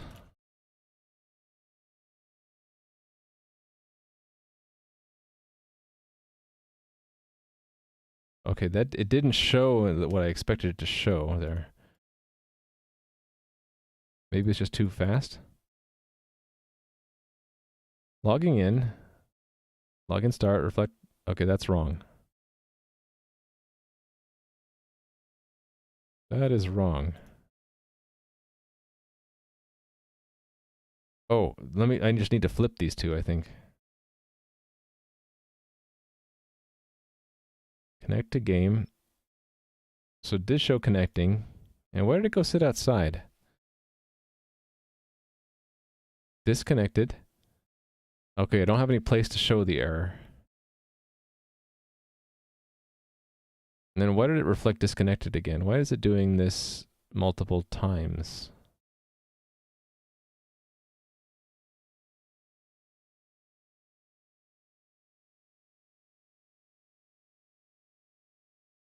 You want to be a full stack developer? So if, yeah, that's a good question Mr. Balrog had. Because, for example, what I'm doing is only JavaScript on the front end. The back end is not in JavaScript.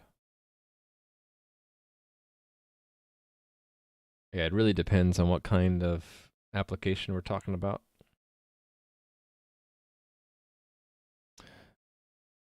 Okay, this is a problem. There are multiple problems here. Let me do the easier ones first.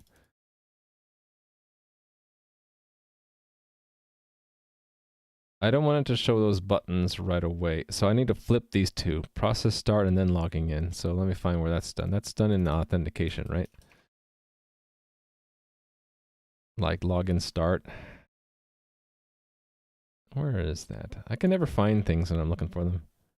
Right, so if I flip these two,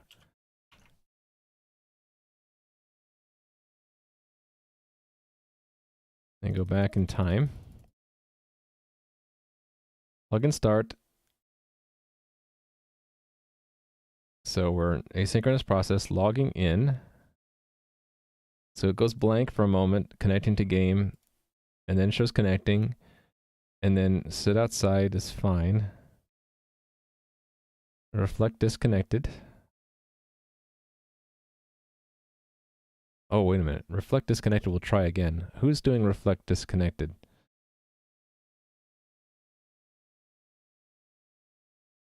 Actually, it won't if we're in the logging in. Okay, these need to be flipped. Actually, I want to know who dispatched sit outside.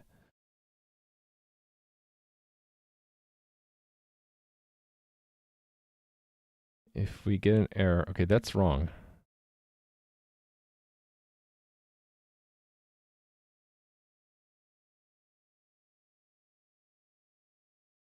Oh no, this is if we're told by the server we got an error. So we're not running into that because right now the server isn't even running. I stopped it.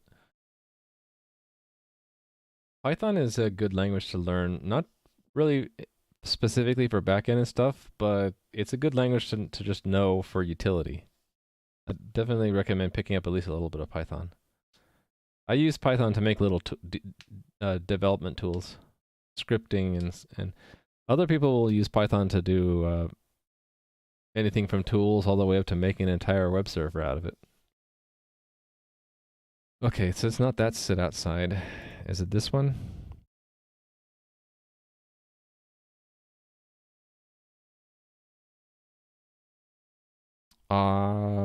Maybe this is the problem. Let's put a debugger here. Because this may be suspiciously bad. Let's see. Oh, what happened to my window? I want all the screen. Okay, what state are we in here? I can't tell. I guess I will go to sources and look at the debugger. Okay, this is the initial reflect disconnected from, so this is fine. So we're going to continue. Okay, so it didn't re-enter that. That's good.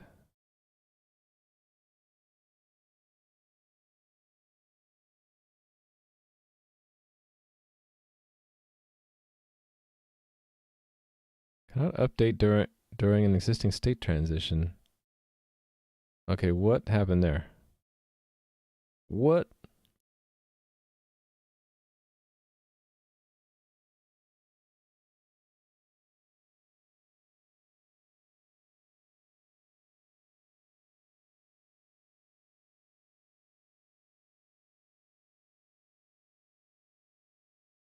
Who hit on cancel? Oh, that needs to be arrow functions. That's probably what's screwing it up. Yeah, that's a noob mistake. These need to be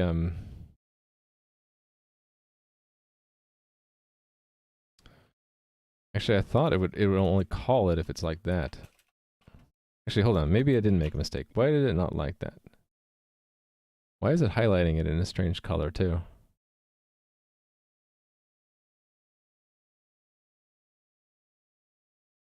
I don't know. Let's try again. Continue. Let me look at the debug log. Actually, let's just look at it here.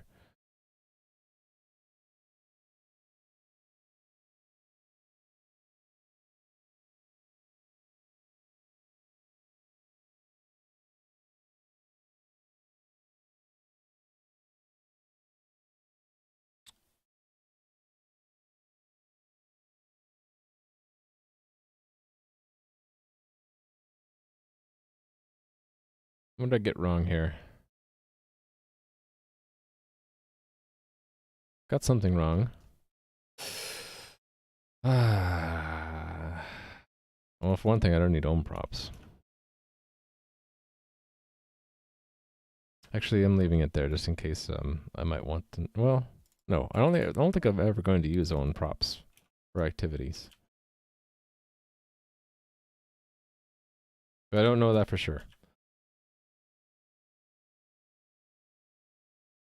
What did I get wrong here? Oh, they're not arrow functions. It's evaluating them right away. Okay, I'm just being dumb. Don't mind me. Professional JavaScript developer here.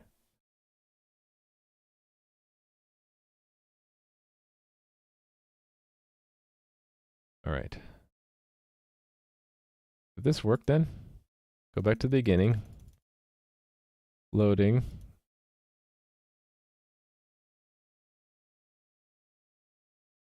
Oh no, okay. Let's see. Connecting to game. Connecting.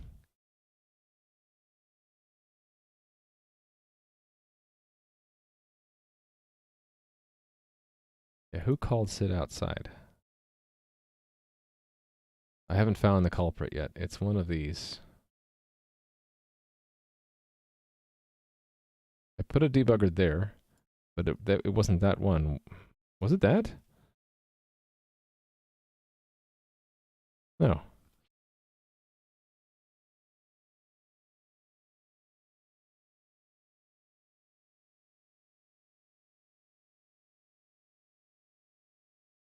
Yeah, a lot of people find the indentation over brackets to be irritating. You know what we need is editor plugins that just like translate to and from. Someone I used to work with was really into that. He would suggest it whenever people bicker about tabs versus spaces. He would say, well, let's just make a plugin for the editor that whenever you load my file, it just automatically formats it to your style so that you don't get annoyed. So you could extend the same thing to Python. Like, let's say you wanted Python with braces. You could do it as a plugin to your editor. Every time it loads in a Python file, it would just put in the brackets wherever there's indentation. And then when you hit save, it would take them back out when it wrote it to the file. You wouldn't know the difference. You could do it. It wouldn't be that hard, I think. It's just parse your Python, put in the brackets, or take them out.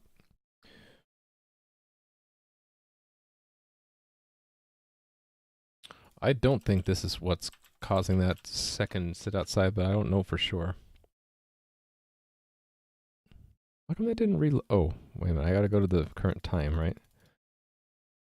It's a little finicky about that.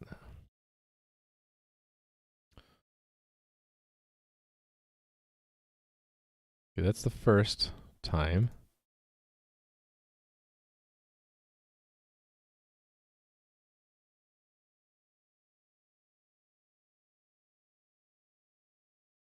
Oh, it behaved differently this time. Okay, never mind. I think maybe this was just out of date or something. I just need to show the error message now.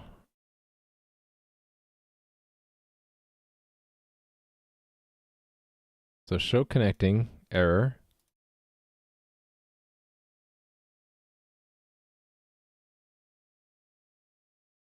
So I just need to show the error. And I need to, okay, so if I hit cancel, it should go outside. Got it.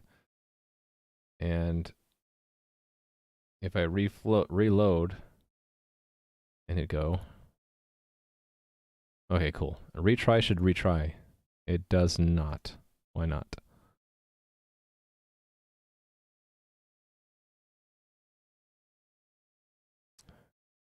Probably it has to do with the state we're in.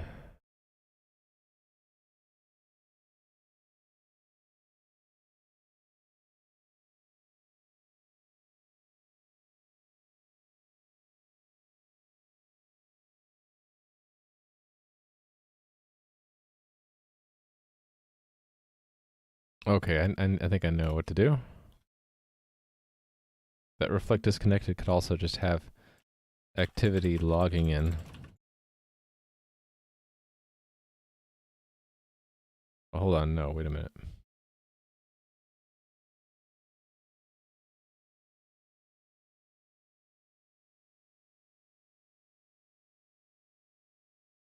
I would have an infinite loop if I did that.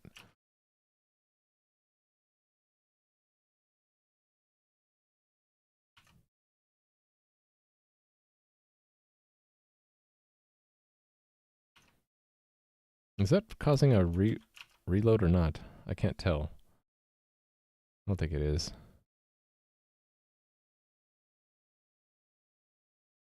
Let us remove the debugger lines.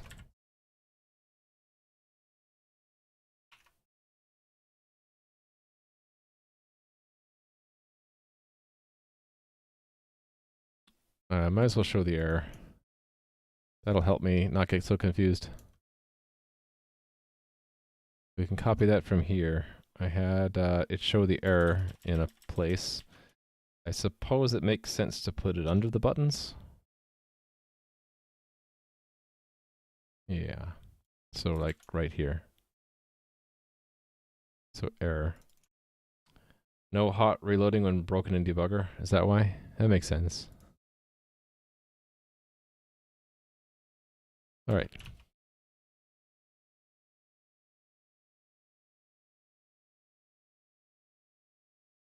That, I had a class for that to put it off to the side, didn't I? Button bar right, okay, there's actually two classes for that. To show it in red. Right. So cancel works. Just retry isn't doing anything yet because I have to figure out this transition. It's not enough to issue reflect disconnected. Maybe I have to really have a retry action. How are we getting to the state the first place?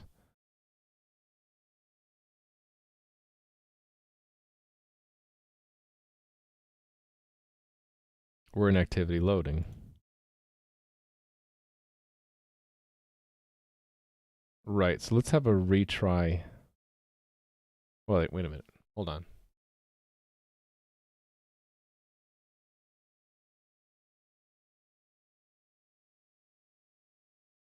I know what I'll do. I'll have another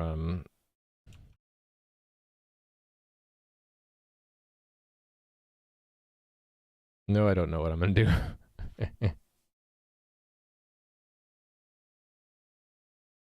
Because this moves it directly into... No, it stays in the loading state. Yeah, that kicks off the initial attempt.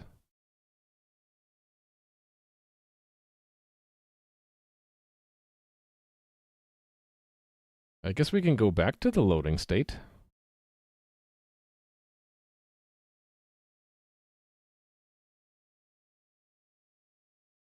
So... yeah. I don't know if I like this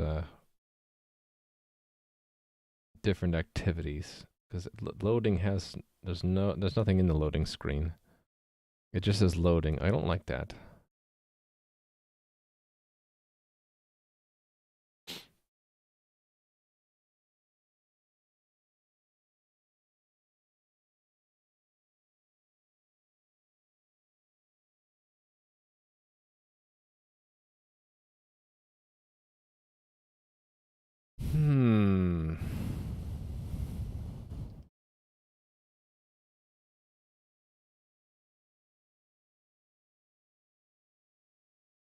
I think I want to retry. I want the retry to actually try, and I want this to all. So I want. Okay, I know what I want to do. another action.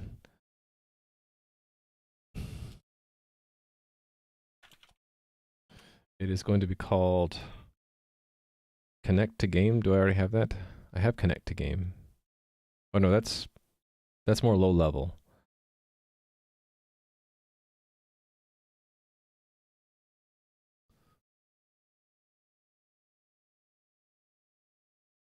I guess it really is this part, right? And specifically, well, I guess I can have the whole thing. So it's auto login. Yeah, let's call it auto login.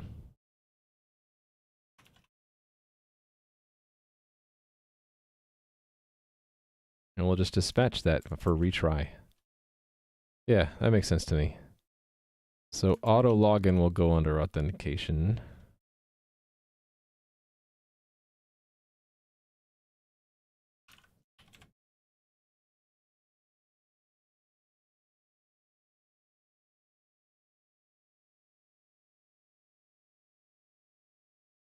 Yeah, I gotta end my stream soon.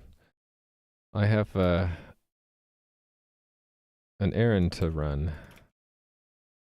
So I think what I'll do is I'll get the auto login stuff cleaned up and then call it. And then unless there's something really quick I can do, I'll have to postpone until tomorrow. I did get, I will have gotten all these 3 done. And these are 2 big ticket items. Ha ha ha. Yeah, those I should probably save for tomorrow anyway. And yeah, this that's tricky. I need to think about that. Okay, so yeah, so I'm gonna wind up my stream after I get this working.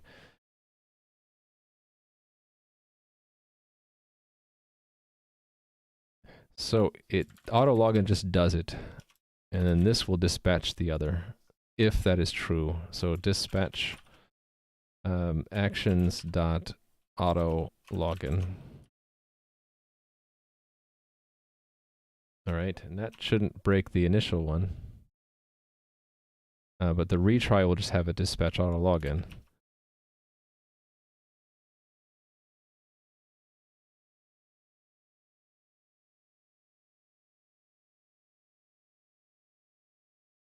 There we go. So cancel will give up, but if you still have a token, so if you refreshed, it would try, and then if I were to start the service now, and then we hit retry, you'll be able to get back in. Nice. Cool. That wasn't so bad. Yeah, I need to eat something and then run my errand. Okay, cool. Let's check this in. Okay, so I think today went a little bit better than yesterday. If you were here yesterday, you saw how frustrated I can get when I get stuck. And I never really got to the bottom of the problem yesterday. I just ended up working around it. So I felt like I made more progress today. It still takes a lot longer than I initially think. Just to get basic UI stuff seems like a real pain. So now I'm reminded about how other devs talk about how UI is painful, and I'm like, yeah, you're right. So this was automatically log back in. Automatic login.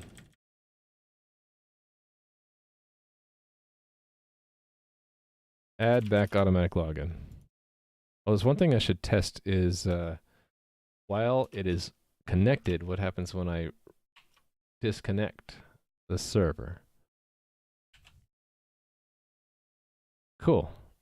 And then conceivably we could just keep retrying until we restart the server and get back in. Yeah. And if we gave up, you could hit cancel. Cool. And then we still have our tokens, so we can still keep trying. And eventually get back in. Nice. All right. Actually, what happens if we get back in and our password's wrong? Or the token's expired? So how would I test that? I would test that by disconnecting the server.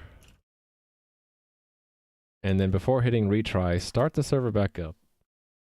open up an incognito window and log in again, which changes the token. I shouldn't do this near the end of my stream. Finding ways to break it is just going to make me want to fix it. Edit token in local storage. But why did I not write the server with JS? Because I am mostly C++ background. So I am a lot more comfortable in C++. So I started the effort thinking I'll mostly focus on the server side. And I still intend to try to do that. The front-end client, I decided to challenge myself a little bit to try to make it in a language I'm not so familiar with. And I'm okay with that because I really want this front end to be pretty thin. I want most of the game to be on the server side where I'm more comfortable. So that's a little bit of background for me and why I'm not doing the backend in JS also. So that got me a new token. So this one, where did it go?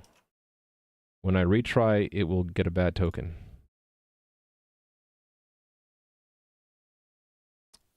Okay, we should show the error.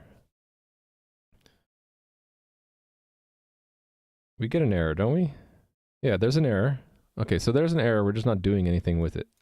Let me see why.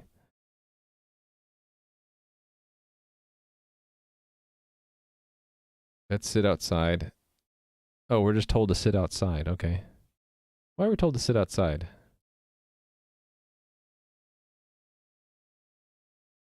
Complete.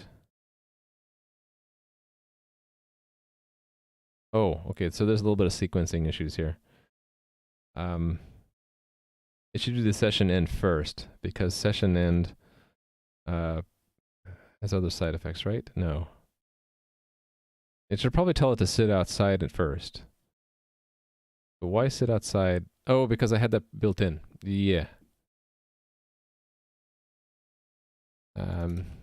That was in login status, right? If you get an error, go sit outside. Okay, so I need to redesign some of these transitions. They're not quite right. Let me put that in my notes. So, rethink or review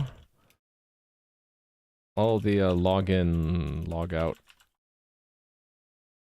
disconnect paths. Probably what I should do is draw up a flowchart, right? And show state transitions. Review all. Actually, that would be a good idea to have the different state transition state.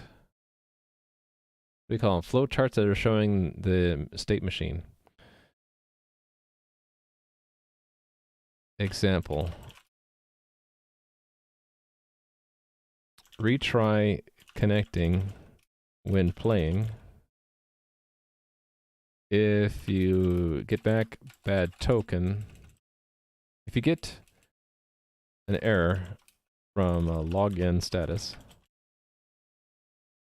it just boots you out. It boots you out of the game and doesn't show the error. So it's just a transition I didn't think of. How can someone be a non-self-taught programmer? When you are taught by either school or on-the-job training, I suppose. So what I mean by self-taught is I sat at the computer and looked up resources myself, did all the searching myself. It wasn't a class, so there was no teacher. That's all that means. Maybe the term is a little bit out of date. It used to be self-taught meant that you found and read the books yourself when things were taught mostly through books and you didn't have an instructor giving you homework or lessons or assignments.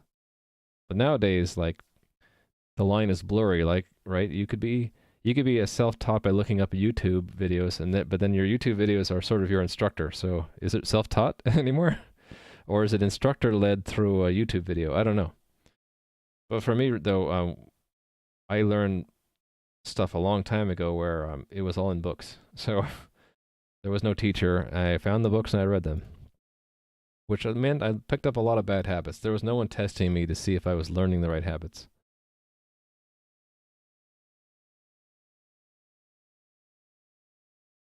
Okay, this isn't... Hold on. I'm a little bit lost. Okay, I just forgot to push that. And the basic feature was working, except for that I need to address.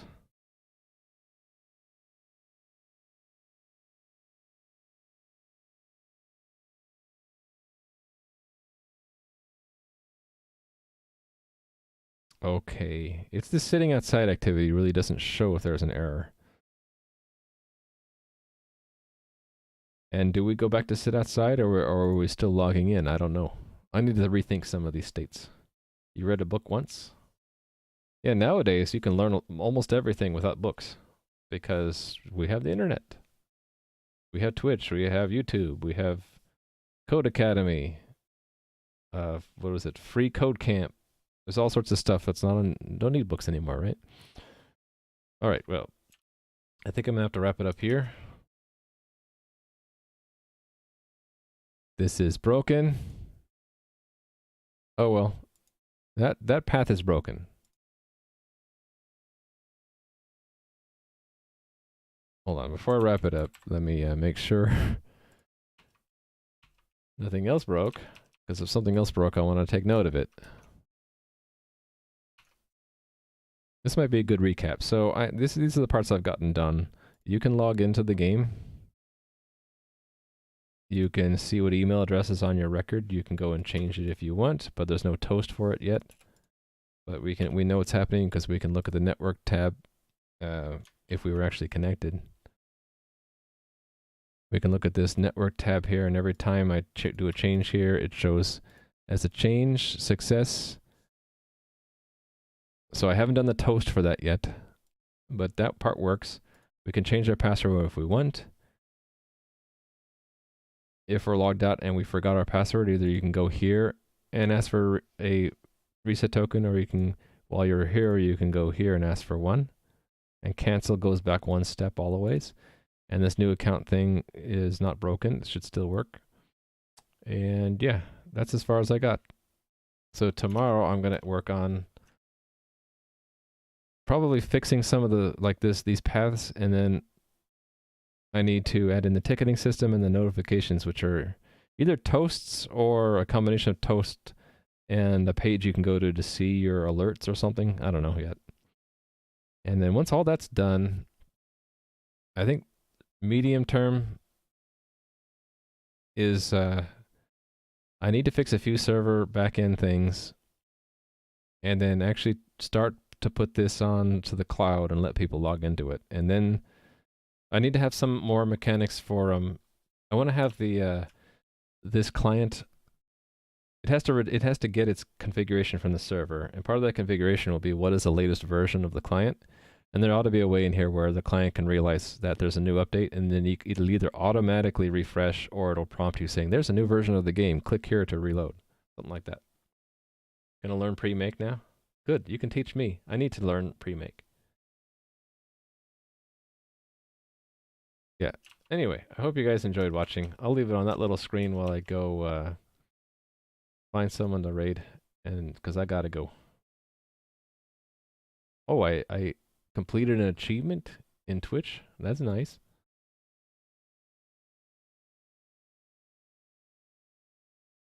So I'll be back tomorrow for another 4 hours at least of coding.